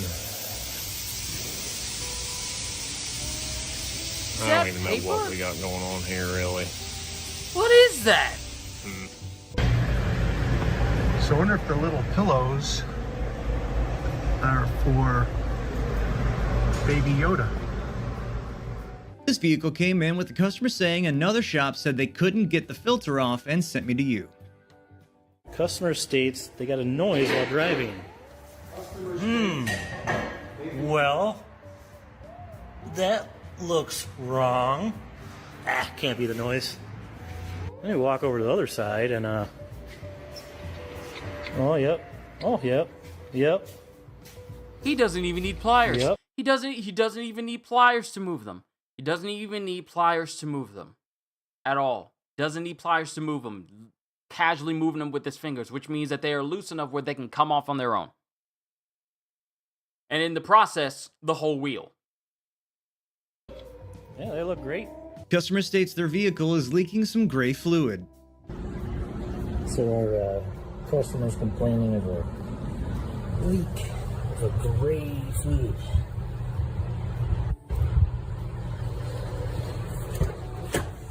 Oh yeah.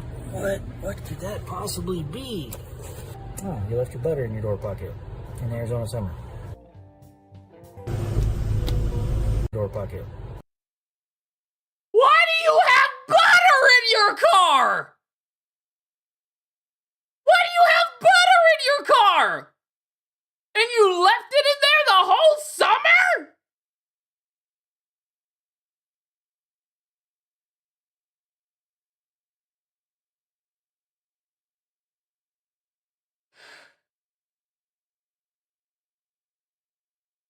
Why is the butter gray? Because it's old. Butter's supposed to be refrigerated. 4 sticks, foil wrapped, sea salted, Danish creamery premium butter. It's been in that car melting. In Arizona summer.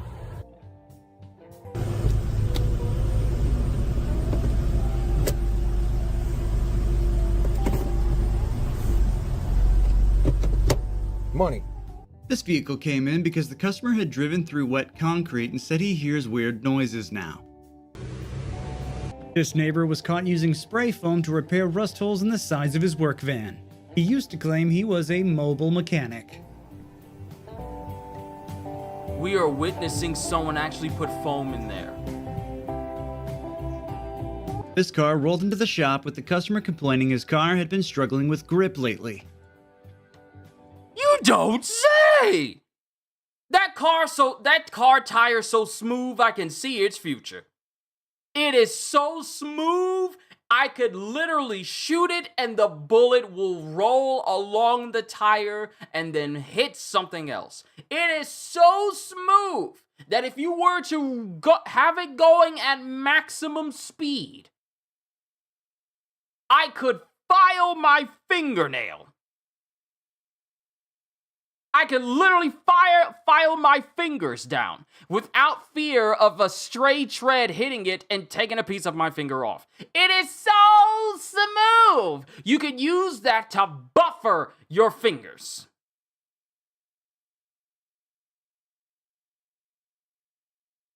That thing is so smooth that if this car went out at 180 miles an hour across the water, it would not sink because it is too slick for it to sink. Strangest thing, I don't have any grip on my tires. That's because you don't have a tire! Customer states their steering is making a farting noise. The body shop had replaced the steering rack after the crash, but did not program the new rack. When the vehicle was driven to the dealership with the fuse pulled, it damaged the new rack.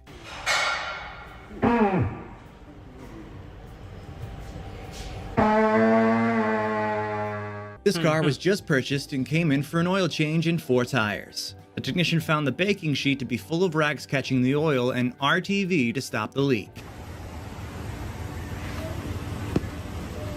What? You're just leaving? Hold up. Hold on. Is that a cooking pan? That's a cooking pan. That is a cooking pan. That's a cooking pan. That's a cooking pan. That is a cooking pan filled with rags. That is a cooking pan. That is a cooking pan.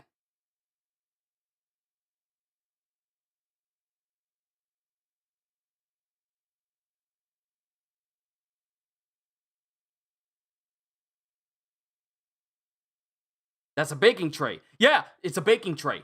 It's a baking tray. Thank you for the correction. Kitty's a professional chef. She knows.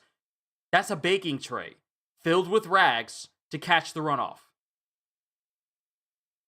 A baking tray for food is filled with rags for wiping or washing things in order to catch something from a car.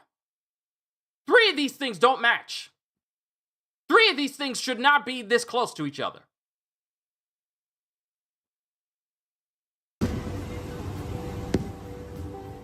Customer states her vehicle doesn't stop like it used to. The rotor had completely separated. The customer was an elderly lady that did not have the money for the repairs, so the shop repaired it for free so she could stop safely. This one is fine. This repair, this is fine. They did it for free because the old lady didn't have enough. This one is okay. This is the only one that gets a pass. This is the only one that gets a pass. CDs, good to see you. We're witnessing stupidity of the vehicular persuasion. Look at that, that's nice. Customer rolled in wanting a tire patch. Little did they know they needed a new tire plus an alignment due to whatever they hit. It was unsure what they had hit, but it caused some significant damage to the tire and noticeable deep scratches on the rim. The customer thought this would all be covered under warranty, which wasn't the case. This vehicle came in for some tire issues. The technician found nose pliers from the frame and wondered whether they belonged to the customer or another shop. I'm cleaning this old turd here, and I just can't with this bottle.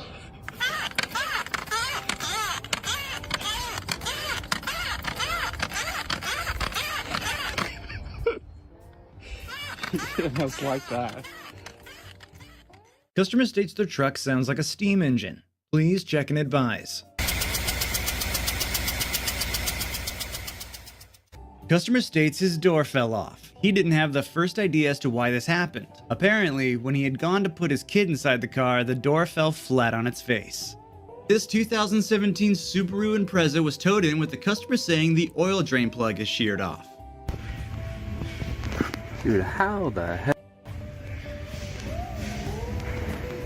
That's just impressive. Customer states, I want to get an alignment. Don't try to sell me anything else. Customer states, I want to get an alignment. Don't try to sell me anything else. Are you really selling something to someone if it's to seriously fix your car? Because you're not getting an alignment if nothing is connected! Nice tires. So wonderful. Rotate that around. That's all he wants. Tires are messed up. Tires need to be replaced. But you just want an alignment because that's all it's going to take. All right, when your tires blow out, don't go back to them.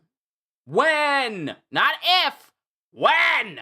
Don't try to sell me anything else. Can't say this is too much better. I heard they make medicine for that, for vehicles over 20. This vehicle came in for an unrelated issue. A technician found this golf ball inside the glove box and thinks the owner of the vehicle must either be deaf or a psychopath. Customer had an AC leak that emptied the whole system in just a few days. It took forever to find the leak until the shop got a gas sniffer and it eventually revealed itself on the AC lines leading to the rear evaporator. The rear AC. Only way we could find it. This little sucker. Yeah, you're doing your best to try and break me completely. You did that once with the food video. Now you're trying to get it for the cars. This 2020 Buick Encore came in for an oil change and tire rotation. The technician was shocked from the amount of trash in the Encore came in for an oil change and tire rotation. The technician was shocked from the amount of trash in the cab. He usually leaves the keys in the car, but this time he left them. Why are there so many? No, we're moving in his on. Toolbox because he was worried he would lose them in the mountain of trash. Ironically, the engine bay was spotless. Clean your car, dude. Customer states, my vehicle did not come with a spare tire. Please check and advise. Let's take a look here. Should be right under here. Nope. Guess the customer was right. doesn't come with a spare tire.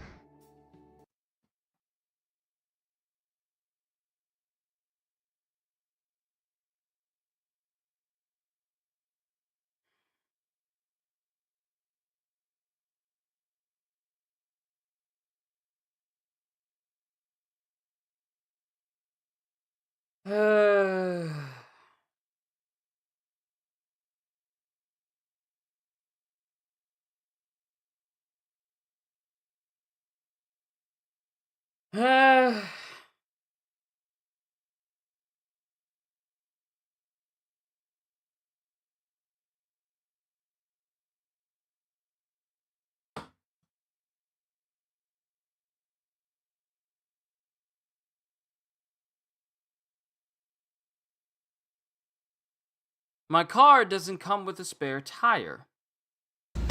Guess the customer was right. Doesn't come with a spare tire. My car doesn't come with a spare tire.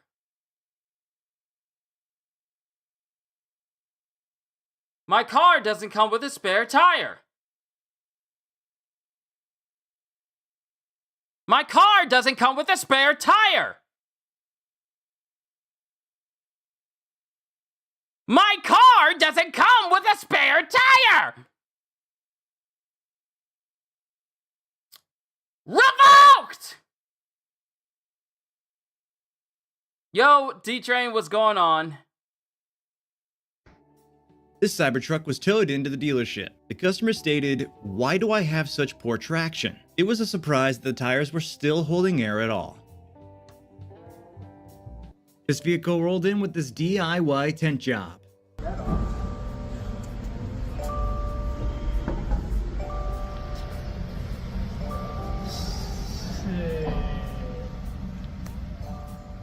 This note was found after the test drive at the shop. Apparently, someone was in a rush or had unusual routines. What's this?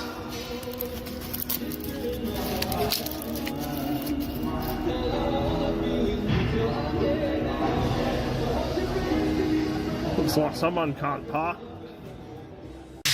Alright, this is proof. Spend 30 grand on a vehicle, right? It looks beautiful on the outside. And you get under it and you start seeing these farmhand welds.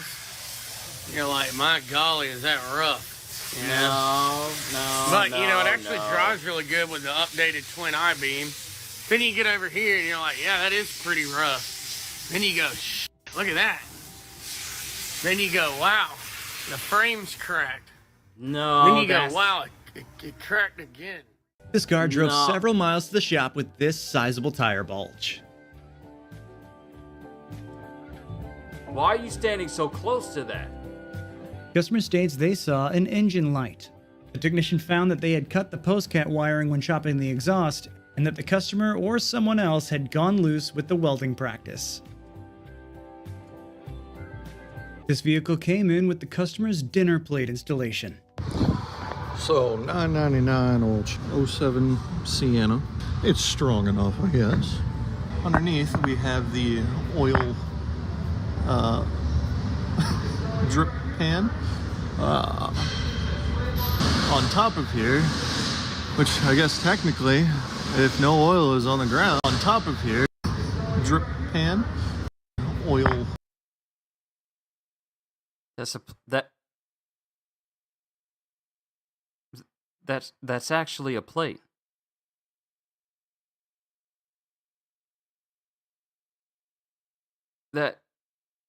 That's actually a plate. That's a plate. That's a dinner plate. I thought he just meant figuratively. I didn't mean actually. That's a dinner plate meant to catch oil.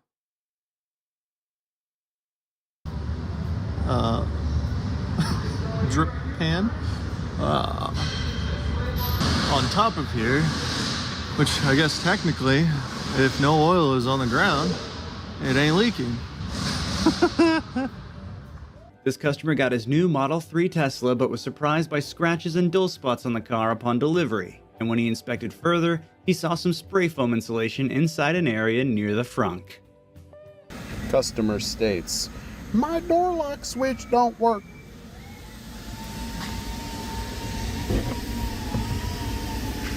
Well, there's your problem. So this is a first. Pop the hood on this thing and there's a freaking rabbit. Hey. Come look at this shit. Hey. Yeah. Never had a freaking rabbit show up in a car. What the hell? Customer states, I just want an oil change and my brakes checked. Okay, we've seen this one. This was in the last. It was in the last compilation. This vehicle came in as a simple intake gasket job. The technician never expected to find a blown apart lifter just chilling in the valley or its bent pushrod completely impaled through the rocker arm. Customer states he installed his own lift kit and just needs his ball joints adjusted. Clean manifest or tires leaking?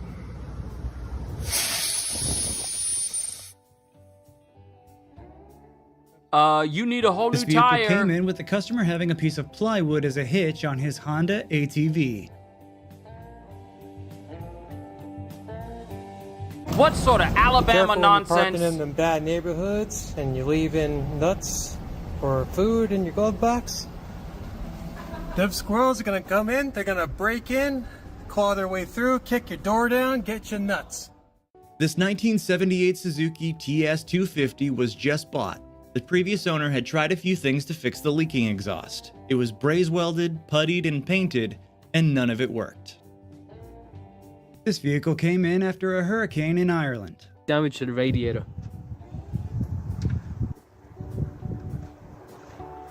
Yeah. Yeah. Yeah.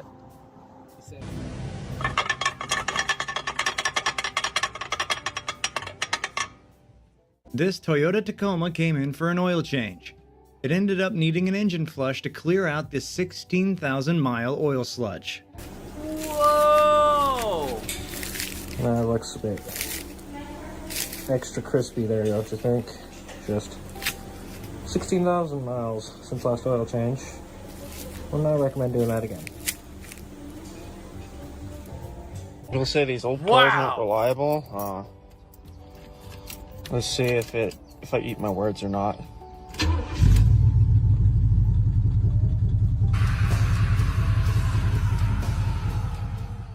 Alright, I want to give everybody a tip when you bring your car in for service. If they have to take your tires off and there's a wheel lock on there, this right here will make your technician's day. Take your wheel lock key, set it on the seat, put it in the center console, put it up on the dash, put it someplace so it's easy for us to find, and we will love you forever. This customer tried to make their own solution to an exhaust hanger. I guess you could give them an A for the effort.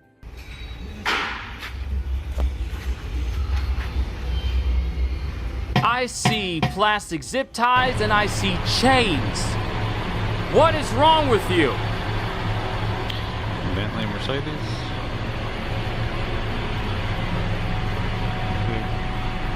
Bentley. Customer gave me this $10 bill, son. Woo! This car came in after its 1-year-old tire exploded at 85 miles per hour. Why are you rolling at 85 miles an hour in the first place? This Outback got used by the wrong washer and the eccentric bolt for the tow arm, so it was moving around in the subframe, causing a harsh wiggling in the rear. Nah, that's too risky. That's dangerous. Your car should not be swaying back and forth. Man. This ain't a video game where you gotta worry about poor vehicle handling. Tires on the front end. He said, nah, that'll be alright for a little bit longer. Yeah. I'm gonna get a little bit more mileage out of that. The vehicle came in with a weird attempt at a cat guard. It was made of nylon strap that was so brittle from heat, the shop just ripped it off with their hands. This customer rolled in with a spare tire on and said they ran over a bolt. The bolt turned out to actually be a massive locking pin, which was forced all the way in the tire and bent in multiple locations. The customer asked to patch the tire. However, it left a hole big enough to fit pliers into. He's lucky the bolt didn't make it all the way to the rim while driving on it. He also complained of a small leak on the other tire, which turned out to be 4 pinholes, but the customer had used a fix-a-flat. They became annoyed when the shop refused to patch either of these tires. Customer states he only wants 1 tire. It's not this one. What you mean it's not the one that's bare? What do you mean? What do you mean? What do you mean? Huh? Huh? Huh? What you mean? You only want 1 tire, but it's not that one, and that one's bald! This one. He wants that tire replaced. I don't know about you, bud. You want the tire with treads replaced, but the one without treads to stay?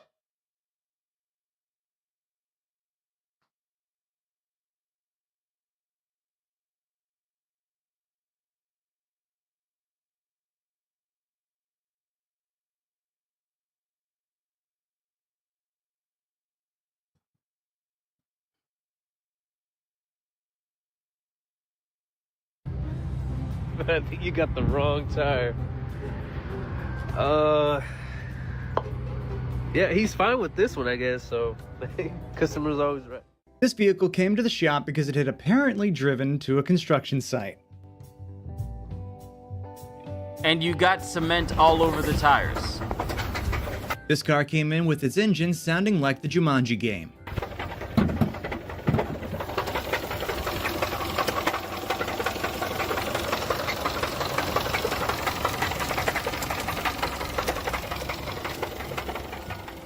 Customer states she may have hit something. The technician found both spindles and blades broken and a log of wood stuck in there. 19 plate Corsa in for a oil pressure issue. It's about 9,000 miles, and I get it up in the air, and oh my god, we've had a bit of a wrecking ball in the engine. And look at that sleeve, oh my god. That is for the junkyard. This here is a Ford Ranger Custom. It's got some problems with it.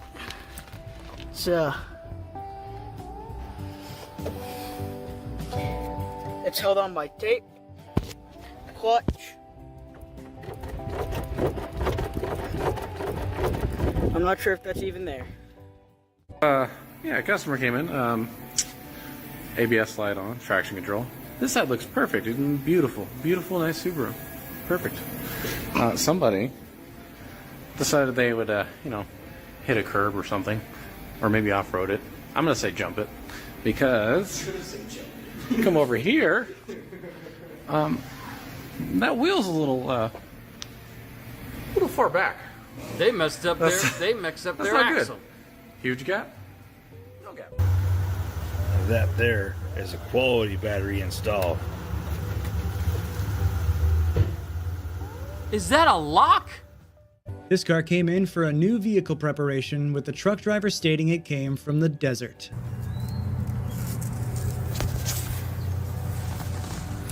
Less than 20 miles. That's how it came off the truck. Less than 20 miles covered in sand.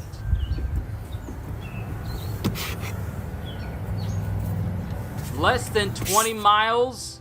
When this customer came into the shop, he told them that the alignment shop said that he may have some frame damage.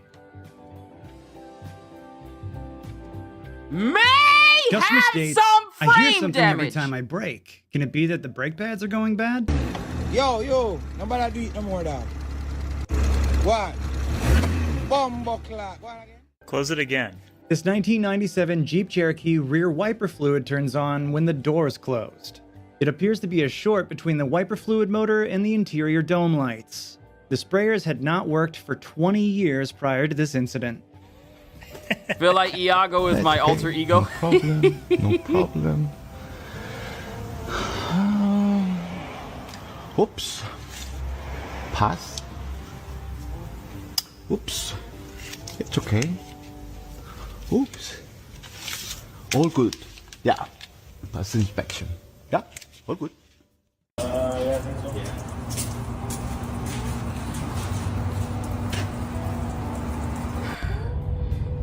Is having a wobble at 60 miles and above, especially when trying to turn. Alright, bro. Alright, bro. This is a brand new shop and they got cheap pressure valves for the oil containers. The pressure valve inevitably blew up and the tank exploded with oil everywhere. Luckily, no one was hurt.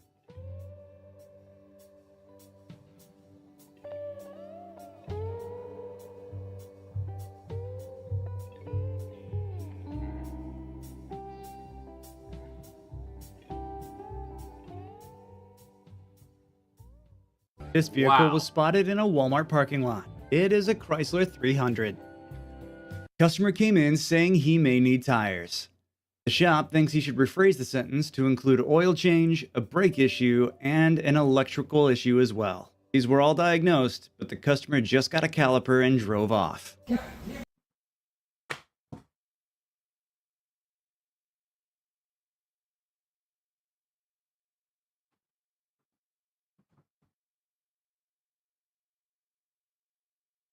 I'm gonna be calm. I'm gonna be calm. I'm gonna be reasonable. I'm gonna be calm. I'm gonna be reasonable. I'm gonna be calm. I'm gonna be reasonable. I'm gonna be calm. I'm gonna be reasonable. I'm gonna be calm. Why would you drive away with both tires?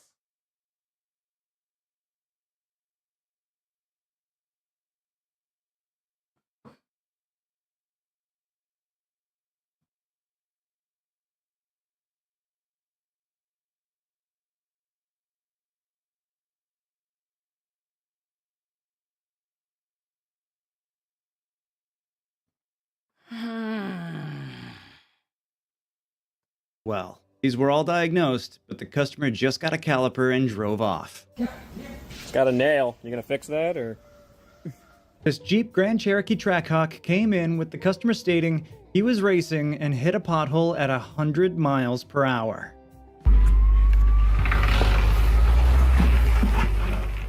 My first job, customer states, Camry, blower fan not working. Please inspect, diagnose and repair. Customer states, spare tire didn't fit, had to make And repair. Blower fan not working. Please inspect.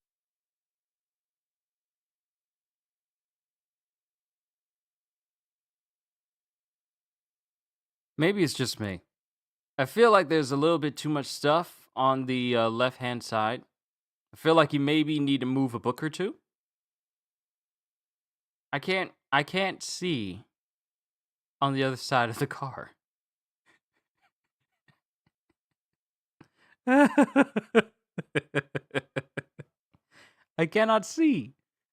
It is going to be so hard to order from a drive-through. Inspect, diagnose and repair. customer states, spare tire didn't fit, had to make it work.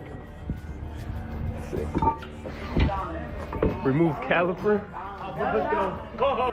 Don't bring back. Oh, dude. Another piece of 2x4.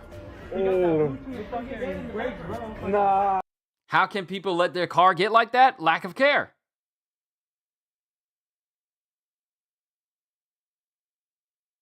Lack of care. There is no way you're going to pack one side of your car so full of stuff, which will inevitably make it so that it starts to weigh down one side of your car, therefore putting more weight on your tires on that side of the car. There are just some... Here's my thing. When I'm driving, I don't have anything obstructing my view. Why? Because I need to see everything around me. I need to have the rearview mirror clear, which means no clutter on the back space where the rear window is. I can't have anything on the side of me because I need to see the side mirror. I can't have anything that'll make it difficult for me to check behind me real quick before I make a turn because, sure, you could use your side mirrors to see, But it's good to use your actual eyes in that one specific moment to make sure that you don't pull out in front of somebody. When I see people pack their cars full of junk like this, I feel nothing but pity because they are obstructing necessary visual cues while they're out on the road. I don't care what country this is. There's no excuse for it. That's lazy. You're a hoarder and you need help. This isn't like some sort of thing that you can just get over in a day, because if that were the case, then your car wouldn't be packed like this. No, this is a serious mental problem for people who hoard stuff, don't want to get rid of it, but then expect people to treat it like it's normal. It's not normal. It is not normal. That's the reason why I get rid of stuff in my room. My room, you can walk in here. You can walk. Nothing is obstructing anything. Anything. You can walk in my room over to where my workstation is, all the way over here without being obstructed by anything. You could walk into my closet. The only thing that's at the front of that are the boxes from my Black Myth Wukong care package that the studio sent me. That's it. But you can walk into my closet, no problem. Nothing obstructing you. There is nothing in the way. So when I see people with their cars packed with dumb stuff, for no other reason other than them being lazy,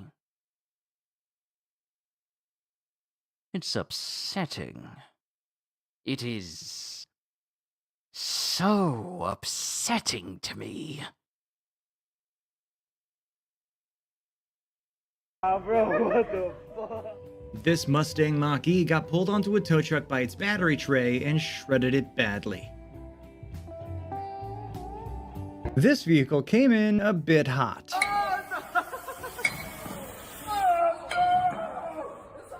Why are the brakes on fire?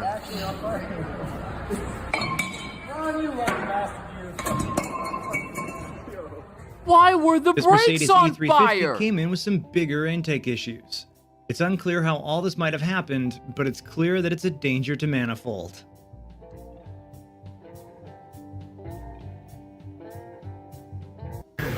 Customer states car won't start, battery dead.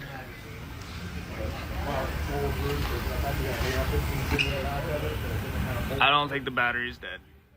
Customer came in saying that it broke on its own and that because of that, he lost control and drove straight into the sidewalk. Now he's at the shop asking to have this all done under warranty. The front subframe moved and the rear subframe was bent.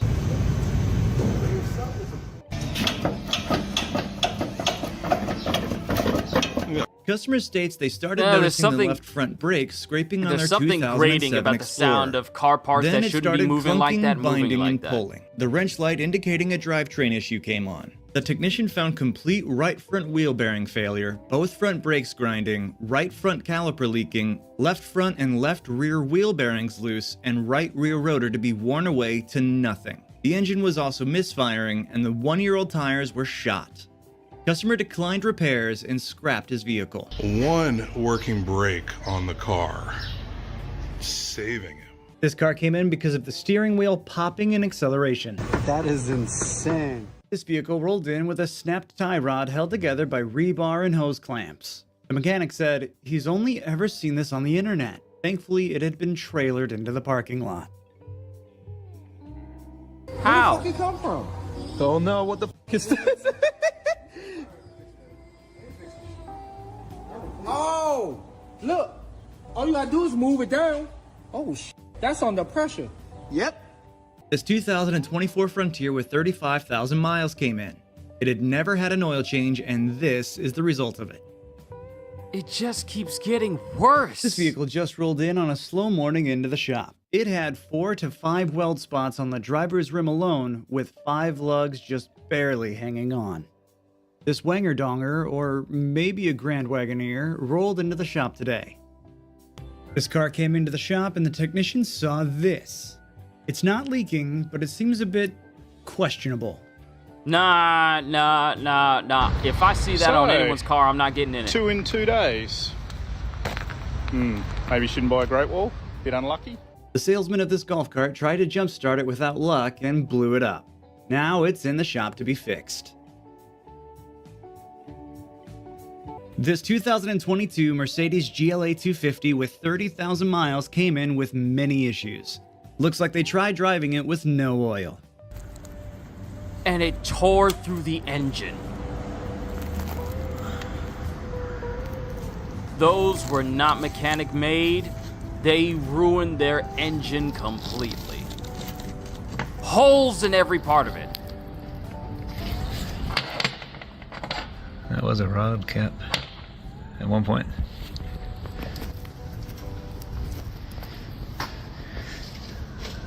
That was the alternator. That's no oil. This No oil, 2018 Kitty. No Ford oil C-Max whatsoever. came in with unrelated issues. The customer hadn't noticed any issues with his engine. The V-belt stayed on the whole time. Luckily, the customer said yes to fixing everything. Three smart people. How long have I been going for? Hold on. About a good 2 hours. 3 people. 3 smart people. It's a blessing. 3 smart people that says yes, fix everything. Oh, we are healing, even though it's going slowly. Someone said, fix it. Fix everything. I'm just not looking at this tire. That's not a tire.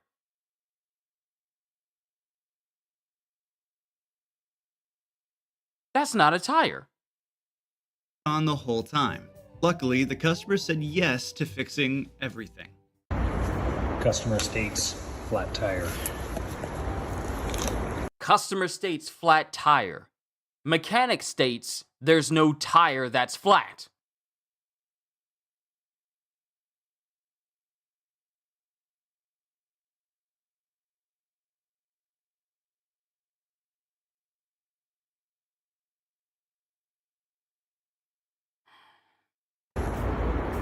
I think they mean no tire. Exactly. No This tire. tire explosion was caught on a security camera.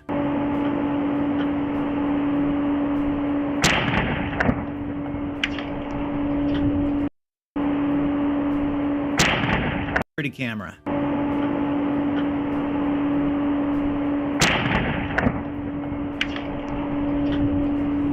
Upon investigation, it was found out that the 3 tires were at 149 psi.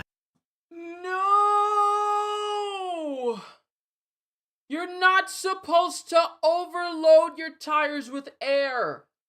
35 to 36 is standard for cars that size. I know because I do that. I know how much PSI there is. There's a specific, my dad has a meter that you can stick into the car, and then the amount of air pressure will shoot it down to the line that it's supposed to be. If it's under 35, if it's under 25, it lets you know how far it is. I fill up tires up to 35 or 36. That's what I tend to do. But 100?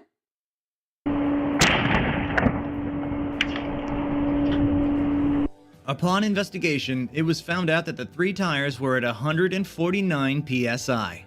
No tires are supposed to be filled up that high. No, that is all you're asking for is for it to blow up because here's the thing, the weight of a car is also on the wheels. The wheels don't suddenly make a car lighter. The wheels just make it so that you can get from one place to another. So if you overload your tires with air and then you couple that with the pressure and weight of what is the average size of a car? Like a ton, right? Like maybe 1,200 pounds, depending on the size of the car. Matter of fact, let's do this. Let me do this. All right. Average size of a car. Average weight. I should say average weight. Average weight. Average weight. Let's see. The average weight of a car varies by type, but the overall average of a 2022 US model was 4,000 pounds. I was way off. Small cars like the Honda Civic typically weigh around 3,000 pounds, while large SUVs and trucks like the Ford F-150 can be over 5,000 pounds. Electric vehicles are also heavier due to their batteries, with some large EVs weighing over 9,000 pounds. So, just so we are on the same page.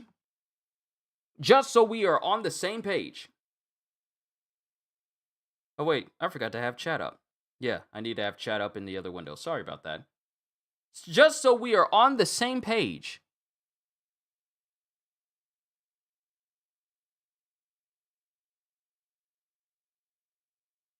Just so we're on the same page. Putting something that weighs over 1,000 pounds. Over 1,000 pounds. That's over 1,000 pounds of pressure. Being put on a vehicle, being put on tires, whose tires are not supposed to go above a certain amount. You are putting even more pressure on tires that can be stable at a certain amount of air pressure. You filling it up to 100 reduces that stability. Now, mind you, I'm not a car expert, but I am very proficient on things that just make sense. So if you overstuff a tire, you are already filling it with tons and tons of building pressure. And when you put something heavy on it, you are putting even more pressure onto the tire because now it has added weight on top of that enclosed space that barely can hold on. So what you have here is a moment where it's like, okay, time for it to give way, and it just blows up because you were too stupid to know the difference. This comes from stupidity. Why stupidity? Because it's not like it's not knowledge that is known. Not foreign knowledge for you to know how much pressure you put in your tires, because they put it in every single door frame, how much PSI your tires are supposed to reach. You literally have a manual that tells you this. But the thing is, people buy cars, but they don't look at the manual. They just wing it. They just figure it out as they go. I like to read. So if you give me an owner's manual for a car, I'm going to read it, and I'm going to learn, and I'm going to retain it. I'm different from these people, because if they knew the difference, they wouldn't have overstuffed it. What was the purpose? What was the purpose of stuffing this much air in your tires? You think it's going to make it run faster? You think, oh, if I overstuff it, then that means it'll be longer before I have to put air in my tires again. No, that's dumb. It only means that it's just going to be a shorter amount of time before you have to go to the mechanic for your tire blowing up. This is something a child would do. Children do this. Oh, if I put this much juice in my cup, then I only have a little. But if I put this much juice in my cup and fill it all the way up, then I have a lot. But then this said kid also forgets that they have one of the worst Butterfingers in their family, and they fill up a big old cup of juice. But when they're carrying this cup of juice, they forget that they have horrible handling, and they drop this cup of juice, and now that juice is everywhere. It would have been a lot more manageable if the juice was only halfway or even less than halfway, maybe even 25% full. But this child then drops the juice, and now juice is everywhere. A bigger mess than had they yet stayed in their lane. Now it's an even bigger mess that more than one person has to take care of now. We are on the road with children. Grown children that have somehow managed to get their own driver's license. And they think they're fine. But you want to know what I take solace in? Knowing that they have to deal with these problems on their own. And I ain't got to do jack. I can just laugh at them. It's their problem. You made this bed, now you lie in it. And I get to laugh at it because someone gets to record it for my amusement, for your amusement. It's so much fun. I love my job. I love my job. Hugh was built different. Yes, he is. He's cooking. Oh, I'll cook everybody. I'll cook everybody. You think that You think a college degree, people having college degrees or being experts in their fields gonna make me even less able for me to roast you? Think again. I'll get everybody. No one is above a joke or above a roasting. No one. I'll get them all. Dare say we're 97%. Oh, we're getting kind of close. Ooh, just remembered. Since this is the last day when pizza is still good in the fridge, I got 2 slices I'll eat for lunch. And then later on, family also bought some baked ziti. Ziti with like 3 cheeses on there. Got that I'm going to have for dinner. But yeah, this is just straight stupid.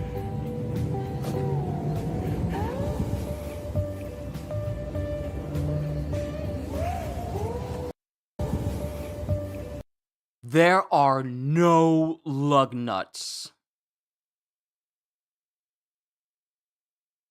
You gonna roast a generation 2? Absolutely. And at some point in the future, they're gonna stop making manuals and just expect people to Google their information about their cars, which there is nothing wrong with that, but still. Reading is fundamental. See, here's a key thing, D-Train, that you're bringing up that a lot of people don't do. People don't read instructions. Now, I understand when it comes to video games that you're installing and you look at all the terms and conditions, no one cares about that. We know the basic knowledge of it. But when it comes to, like, say, for instance, you're playing a game. A lot of people skip the tutorials because they think they'll just figure it out as they go. Foolish, but I understand it. But the thing is, the game will give you the opportunity for you to learn how things work. It doesn't matter how good you are at something, it doesn't hurt to do the tutorial. It doesn't matter how long you've been driving a car, it's always good to look at the manual because not every car is the same. You could say like, well, all I got to do is just turn the key and then back out and reverse, and I could do all that as pretty much the same. No, it is not, because not every car is built the exact same. Not every car has the same amount of weight. Therefore, the PSI required for each vehicle, depending on size, will always be different. This is not common sense, though, because that would infer that the sense that you look for is common among people, because not every single person knows that I shouldn't overfill my car with air for my tires. The reason why not everyone thinks this is because not everyone takes the time to read the manual. It tells you everything you need to know. Basic, understandable, don't need a college degree, don't even need a high school diploma type knowledge. Just a simple measure of reading comprehension. That's all you need. But we got people like this. Something's wrong with my car. Car rolling in with a tire fully missing. You don't say. Oh, I can't turn the air on and off again. Mechanic literally switches it to the on, to the on part. You don't say. Oh, my car won't fully start. Or I can't accelerate. Or I can't decelerate. Mechanics removing stuff that's obstructing all these things from happening. Stuff that all you need is just your simple eyes to find out. And we have people who are so dumb, so oblivious, so nonchalant that they'll put it on other people to figure out something that they could have figured out themselves and saved them so much gas going from their place to the mechanic. I'm of the mind of don't call me unless your legs are don't call me unless your legs are so broke that you can't do what you need me to do. If it's something that you can physically get up and do yourself, then please do that. Now, mind you, I'm not referring to my family or anything because, you know, I don't mind doing stuff for them and they do their own stuff on the regular. But I just mean in the vein of if you are physically able to do it yourself, then do that. In terms of just basic observation. I'm not saying take your car to your cousin who's really good with working on cars. Take it to a professional. Because not every Pookie and Peanut is good at repairing cars or putting stuff in your cars that'll make it work. Not everybody is Best Buy certified in order to fix and install radios and whatever in your car. Not everyone is like that. But we live in a world where people don't even want to take the time to just learn basic stuff. They either Google it on YouTube or Google it or even go to Reddit, which is not the place you go to when you really want some genuine answers. They either just go to other places other than where they need to go to. They go everywhere except the source. Your manual is in your car, at your house. Read! I feel, Kitty, you're going to have plenty of clips to make. I feel like you're going to have a lot to make today. You're going to have a lot at your disposal. There are none! They're nowhere! There are no lug nuts on either! If he goes around to the other side and there's not any there either, how did that person even get there? That's the whole right side of the car. That's the whole right side of the car. No lug nuts. Don't go to the other side. Don't go to the other side. Please don't go to the other side. You can submit clips that you personally filmed on our website at justrolledyt.com. I hope you enjoyed this video, and please consider leaving a like or subscribing if you haven't already. Thanks for watching. Yeah, I'm gonna leave a like, because y'all always give me quality. Okay, that was May and June. May and June. I don't think we have one for July because August isn't over yet. I think they're gonna do it in like July and August intervals. So we ain't got it. We're not there yet. We're not there yet.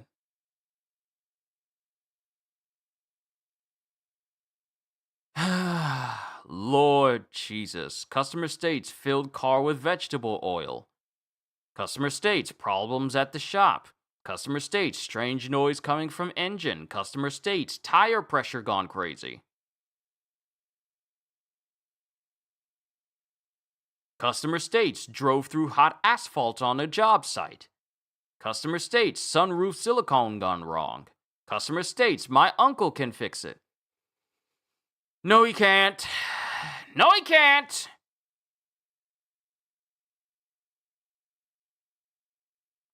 Something is wrong with your phone. Can't press to type. Had to restart your phone. Got it. I understand. Customer states declined repairs and drove away.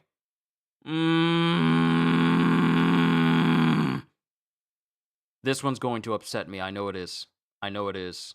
This can be the last one we react to, because we already caught up with the compilations throughout the months of this year. Hey guys, welcome to a new episode of Just Rolled In. Alright, this is proof. Spend 30 grand on a vehicle, right? Looks beautiful on the outside. And you get under it and you start seeing these farms. Okay, we've seen this one. We've seen this one. Let's go to a new one. Site. This vehicle came in a bit hot. Yeah, we saw this one. Exploded as the vehicle was lifted. These Toyota front strut springs exploded as the vehicle was lifted. The driver of this vehicle stated that the air conditioning wasn't working. There was a similar amount of junk between the radiator and the intercooler. This Jeep Grand Cherokee Trackhawk came in with the customer stating he was racing and hit a pothole at 100 miles per hour. Just wouldn't start one day. Customer states their car just wouldn't start one day. No start. I find no communication with the TCM or ECM, and they're all on the same CAN line. So I'm checking communication, making sure the ignition switch is sending signal to the SAM to activate the ECM. All checks out, but the ECM is just simply not responding. So I take it out and I find this arc strike. And what does this perfectly line up with? The positive terminal. So set the ECM on the positive terminal. This vehicle was towed due to the brake pedal going. How do you put it? So your car won't start because either you or someone you know put it directly on top of the car battery, which is electrically charged, by the way. And it doesn't occur to you that maybe something is wrong with the engine at all.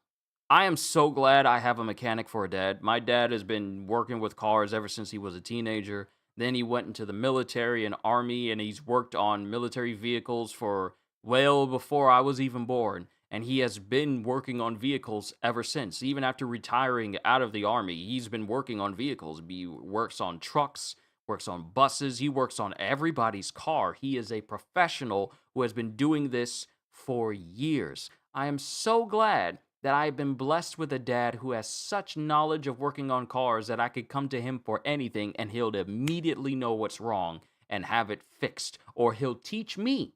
He'll teach me. So it's not on him for me to know. All the way to the floor. Customer states, my tire is fine. I do not need a replacement. Your tire is definitely not fine. Sidewall damage all the way around. And wires showing and wires showing. So you definitely do need a replacement. This note was found after the test drive at the shop. Apparently, someone was in a rush or had unusual routines. Close it again. This 1997 Jeep Cherokee rear wiper fluid turns on when the door is closed. It appears to be a short between the wiper fluid motor and the interior dome lights. Q temperature messed up my phone. What, me getting heated from seeing all this dumb stuff? It overloaded your phone? My bad. My apologies there, Cyrax. I had no idea. I had no idea that I was getting so heated that it heated up your phone and messed it up. My bad. The sprayers had not worked for 20 years prior to this incident. This car came in for a tire repair and a diagnosis for a clunking noise when driving. Customer stated he had heard it while in a drive-thru. The CV boots were ripped in half on both front axles. Neither of the CV joints had any ball bearings left inside, nor any grease. Customer stated he'd bring it back another day and drove away. The roommate of this and pretty much never came back. Person has 3 tires on his car that are pretty much like this and getting worse daily. He's tried to convince him that he'll get hurt if he doesn't go to the shop to get them fixed, but so far he hasn't been listening. Whoever put... All right. So at that point, stop caring about the friend. That may sound rude, but people need a lesson bought and paid for. Some people need to learn the hard way. Hopefully it doesn't result in physical injury, but some people need to learn that if you get warned, it is a warning for a reason. Leave your friend. Leave your friend. I know it sounds overly harsh. I know it probably sounds mean, but leave your friend. Your friend doesn't want help, apparently. You're trying to warn them that things are not going to pan out well if you keep driving this way. You see, for me, as a believer in God and Christ, when he gives me signs that you need to step away from this situation, or don't even go in that situation, don't argue at this person, or just let things go, I take that as a sign. I take that as a sign that, you know what? This is probably a reason why things are not happening this way. Or probably why I need to walk away from this. So I say, okay, God, I hear you. I'm not going to mess with that. Because if I don't, things will probably go bad. So when a person is giving you a warning, they got a gut feeling this is not good, you don't need to do this, and you ignore that, leave that friend. Leave them. Leave them. Leave them be. Let them go off on their own devices. Just make sure all your stuff is out of that car before it happens. I'm just saying. You never know. But take all your stuff out and make sure you got a second mode of transportation. You given your warning. You can lead a horse to water, but you can't make him drink. When you try and warn people,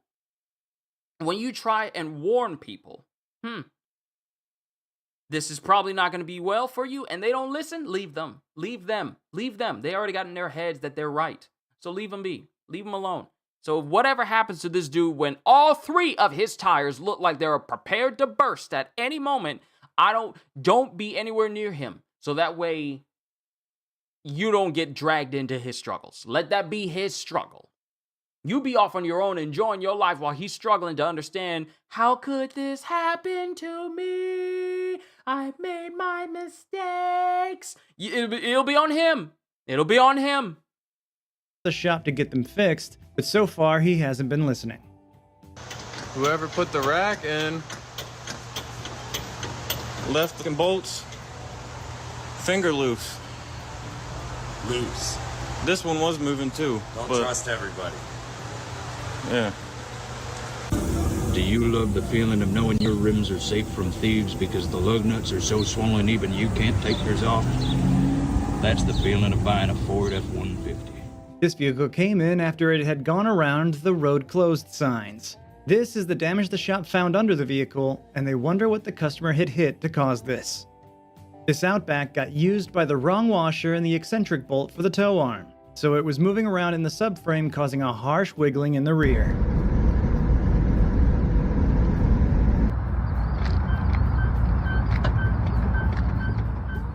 That's okay. No problem. No problem. Oops. Pass. Oh wait, I didn't even pay attention to that. That's literally money stuck in the workings of the car. Those are whole euros. That was like a $50 euro. How much money is stuck in this car? Look through the whole car. Look through the whole car. It's okay. Oops. All good. Yeah. Pass inspection. Yeah. All good. That's the okay, I was wondering why you said pass inspection. That person tried to bribe the mechanics. I was like, oh, money. Oh, yeah, yes. That was money stuck in the car. I didn't notice that the first time. I was like, wait, this seems familiar. I've seen this already. But no, that's money. Still doesn't pass inspection, though. Vehicle You was ain't bribing spotted at nobody. the parking lot, and it could be described as abrasive. The paint actually hurts if you drag your hand along it. What? Why would you get your car painted this way? Why would you paint your car in material akin to the road? Where if you drag your hand across it, it's like, why would you have sandpaper material as the outside of your car? Your car is sandpaper. How do you wipe it clean if it's like this? It's going to destroy whatever you're using. If you're running from somebody, you can't slide across the hood of this. You're going to shred your pants. Good.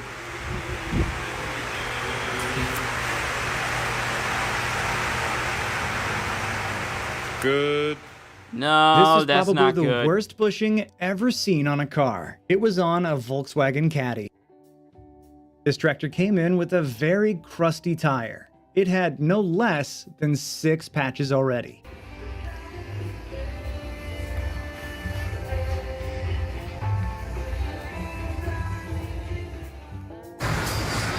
'19 Colorado, 8-speed, 3.6, total turd. Okay, people, let me grab my light. All right, here we are. I'm back. I gotta pull the transmission on this, and it's got 100K. Rear end's already wiped out. Trainee's bad. Look where they put the starter. You gotta think, this is a 2-wheel drive model. If it was 4-wheel drive, the whole front end would be here, so you'd have to pull it out too. You gotta pull this bracket, and I've done these.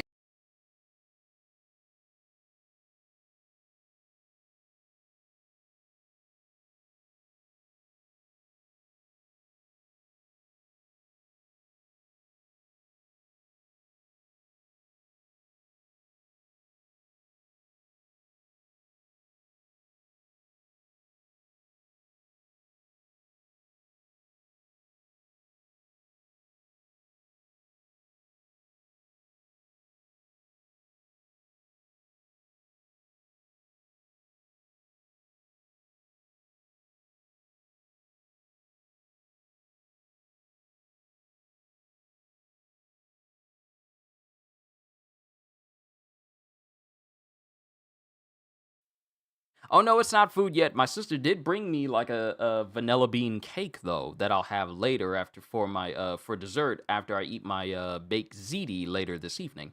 But I told my sister that I was reacting to car stuff. She's all like, "Oh, is it posted yet? Cause I want to watch it." Like, what's? Aw, my family! My family! I love them! Love my family. If he's smiling that hard, has to be food. Either that or a brand new Borderlands video. We will have a session where we're looking through the new Borderlands stuff that dropped. So we will have a session for that very, very soon. Before this month is up, we're going to have a session centered on that. Matter of fact, next week is going to be the last full week where I'll be able to do that.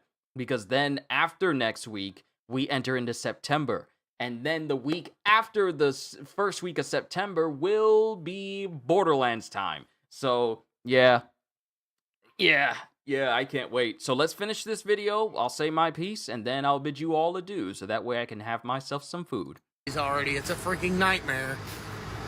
And, yeah, it's sick. You gotta pull that manifold off, which isn't terrible, but it ain't great. Yeah, it sucks. Look where they put the starter. Tell me how to get that out efficiently. This technician was working under a 6,000-pound 2014 Raptor when he noticed it getting closer and closer. He slid out to realize that the 3 tons had given way. He ended up warrantying this and the other 3 for a set of 6 tons. This customer brought in a Jeep Cherokee. Everything between the license plates had defects. This was probably the best one it had. This car came in because of the steering wheel popping in acceleration. That is insane. So like I'm replacing this motor, right? And like took out this manifold.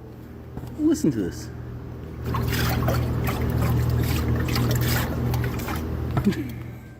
Customer states a slight noise coming from the rear of the car.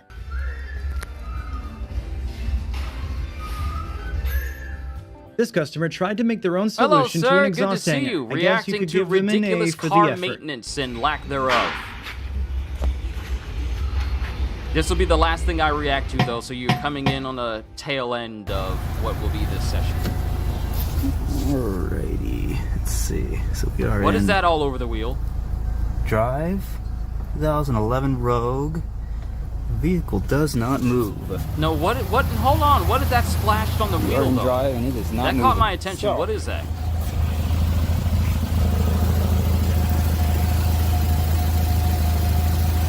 I think I found it.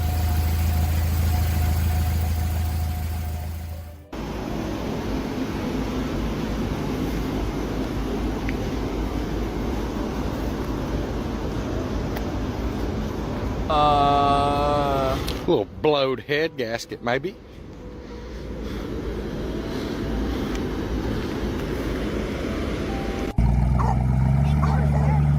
Oh yeah.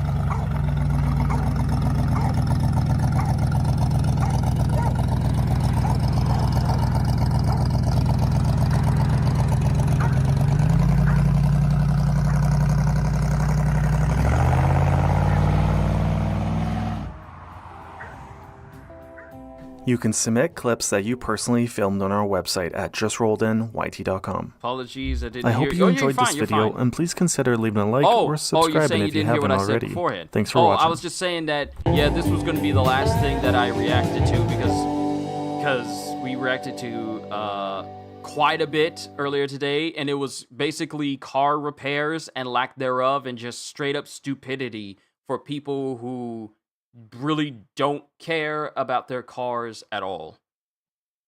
So, yeah. Wow. That was horrible.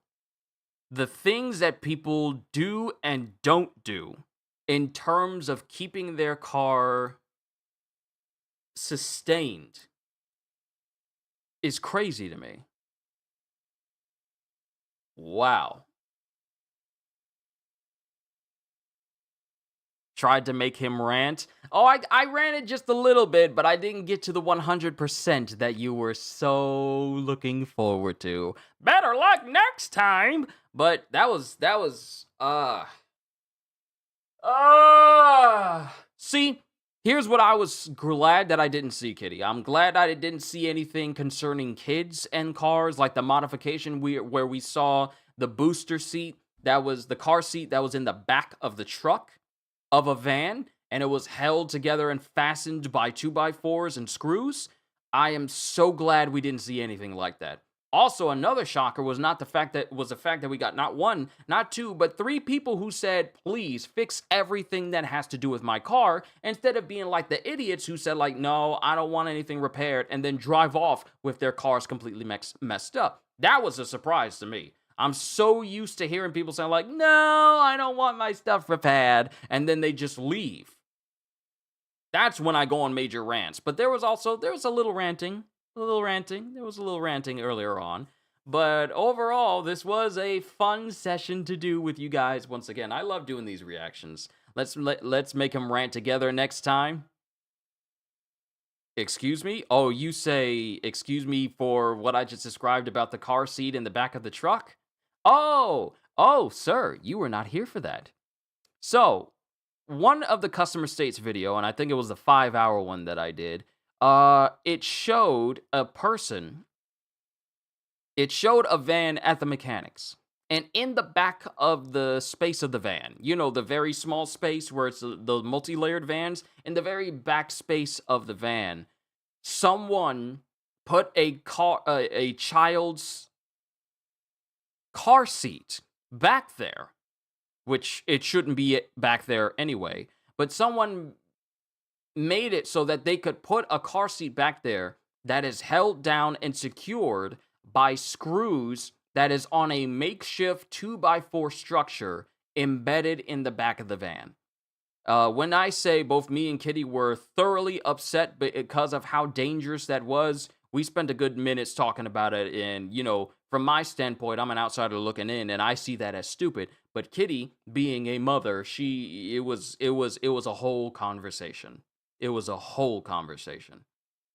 So, and this tends to be stuff that it's not even limited to America. It tends to be all over the world. All over the world, where people are showing a lack of care for their own vehicles. Like, before you even came in, on the last video we were looking at, before we went to the one that was the final one, someone overstuffed their tires with air at 149 psi, which is not where it's supposed to be, and it wound up exploding their tires.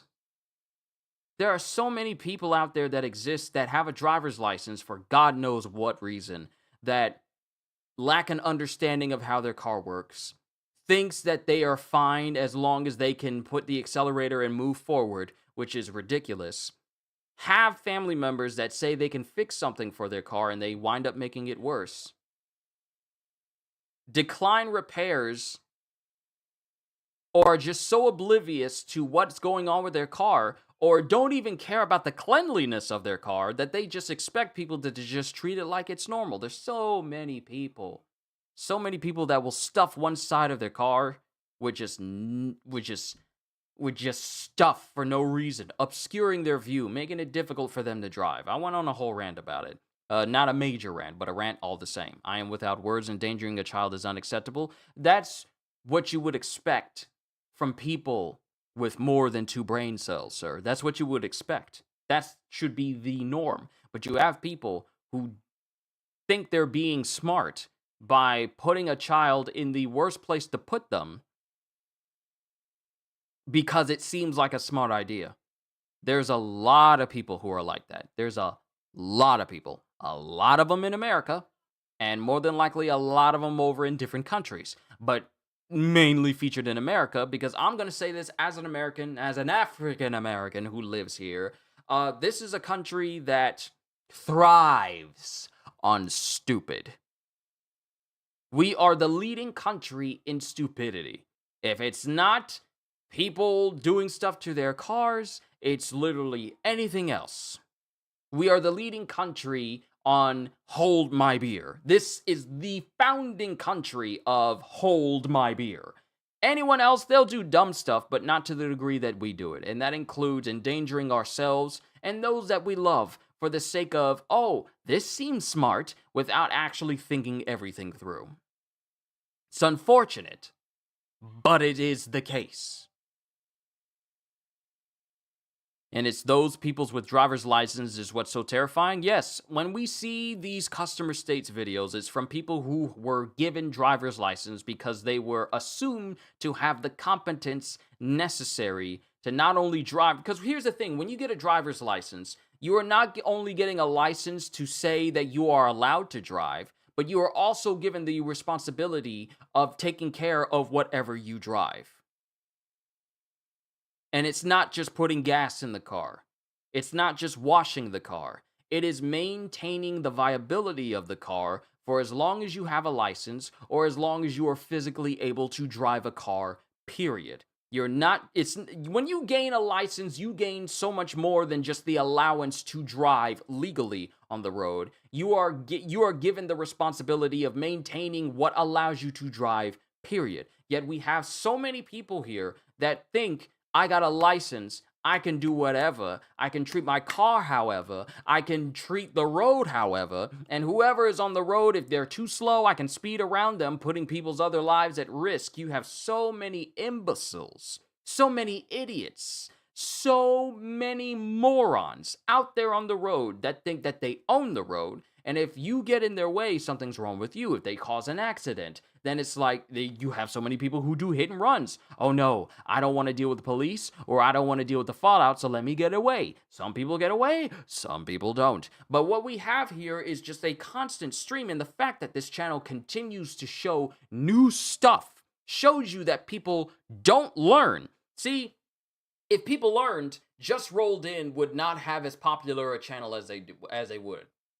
Because then people would be more careful with their cars. But they're not. What we have here is an example of people literally repeating history over and over and over again. Just Rolled In will continue to have a constant stream of videos of people messing up their cars because people are just that lazy and stupid. So I foresee more compilations this year because people don't learn whatsoever. It's crazy. It is crazy. It's hilarious, too. Just seeing what people do with the cars that they have. Oh, my axle is completely messed up. Just fix my tires. What? What? Oh, I just need you to replace this one tire. The tire, and mind you, this was something that happened earlier. Someone wanted one of their tires replaced, but it was the tire that still had treads, but they wanted to keep the tire that no longer had any treads. It was completely bald, but it was the one with treads that they wanted to replace. So, like I said, some people lack the brain cells to actually own or be worthy of a driver's license. I have a coworker who drives down the road from where we work every day, flying like a bat out of you-know-where, who has a child. It's a miracle that child hasn't suffered from whiplash now. That coworker drives in a vehicle with a child at high speeds? I don't know this person, so I'm not going to say what I really think. Yeah, I don't know this person at all, so I'm not going to say what's actually on my mind. But I will say this. Maybe not do that.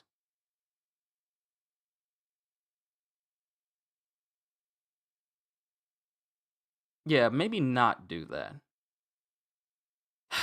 But yeah, ladies and gentlemen, we went 3 hours today. Just 2 hours shy of the last Customer States compilation. So I think we did pretty well. But that's all I got for you guys. You have been such a wonderful audience. Thank you for tuning in, for watching all these videos with me. Tomorrow, and I believe I discussed this with Kitty as well, because I was thinking about, what could I do for you guys? Because I wanted to hold out until we got the skill tree for Harlow before I did a whole session going through all the skills of the Vault Hunters I'm going to be playing in Borderlands 4 when it comes out next month. But that will hold until, not tomorrow, but maybe on Tuesday, because I did say I was going to play one of my games, but then again, I haven't made a stream for it, so maybe. Yes, she does, and the child is only 2 years old.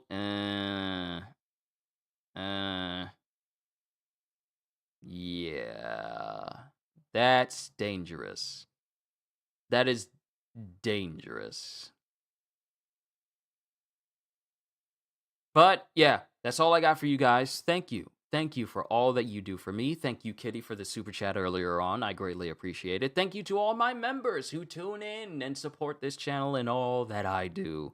I thank every single one of you. Thank you, Vivavus Moors, for tuning in because your articulated speech is always a breath of fresh air every single time you speak. Thank you, Mihai. Thank you, D-Train. Thank you, CDs. Thank you, Cyrax. Q, will you play Pokemon ZA? I don't know. Probably not. Probably not. Because when does Pokemon ZA come out? Pokemon ZA. Slated for October. I don't know if I'm going to be playing Pokemon ZA. I don't know. We'll have to see. Well, I'll have to see a little bit more. Because I feel like Borderlands is going to keep me occupied for a very long time. That's just me, though. Yeah, and who knows what else I'll be doing around in October as well. So I haven't really solidified on it, but at this point in time, Pokemon ZA is not currently on the cards. I would like for it to be one day, but not at the moment. I haven't played a Pokemon game in years. The last one I played was Alpha Ruby and Omega Sapphire. That was, or was it, it was Omega Ruby and Alpha Sapphire. Those were the last two Pokemon games that I played. But that's all I got for you guys. It's time for me to eat. I would love to see you stream a Pokemon game. Maybe one day. Maybe one day. We'll work it out. We'll work it out. As long as you guys enjoy the stuff that I do, then I'm pretty sure that we'll work it out some way or another. But, ladies and gentlemen, that's all I got. Time for me to eat. Not time for you to eat, but time for me to eat. All I can say to everyone, from mods to members to regular subscribers and even people who just watch here on the regular, hope you all enjoyed. Can't wait to see you all in my next video. Like, comment, and subscribe if you haven't already, because I am always looking forward to entertaining you. And because I know you're coming back anyway. Have a fantastic day, and once again, as always,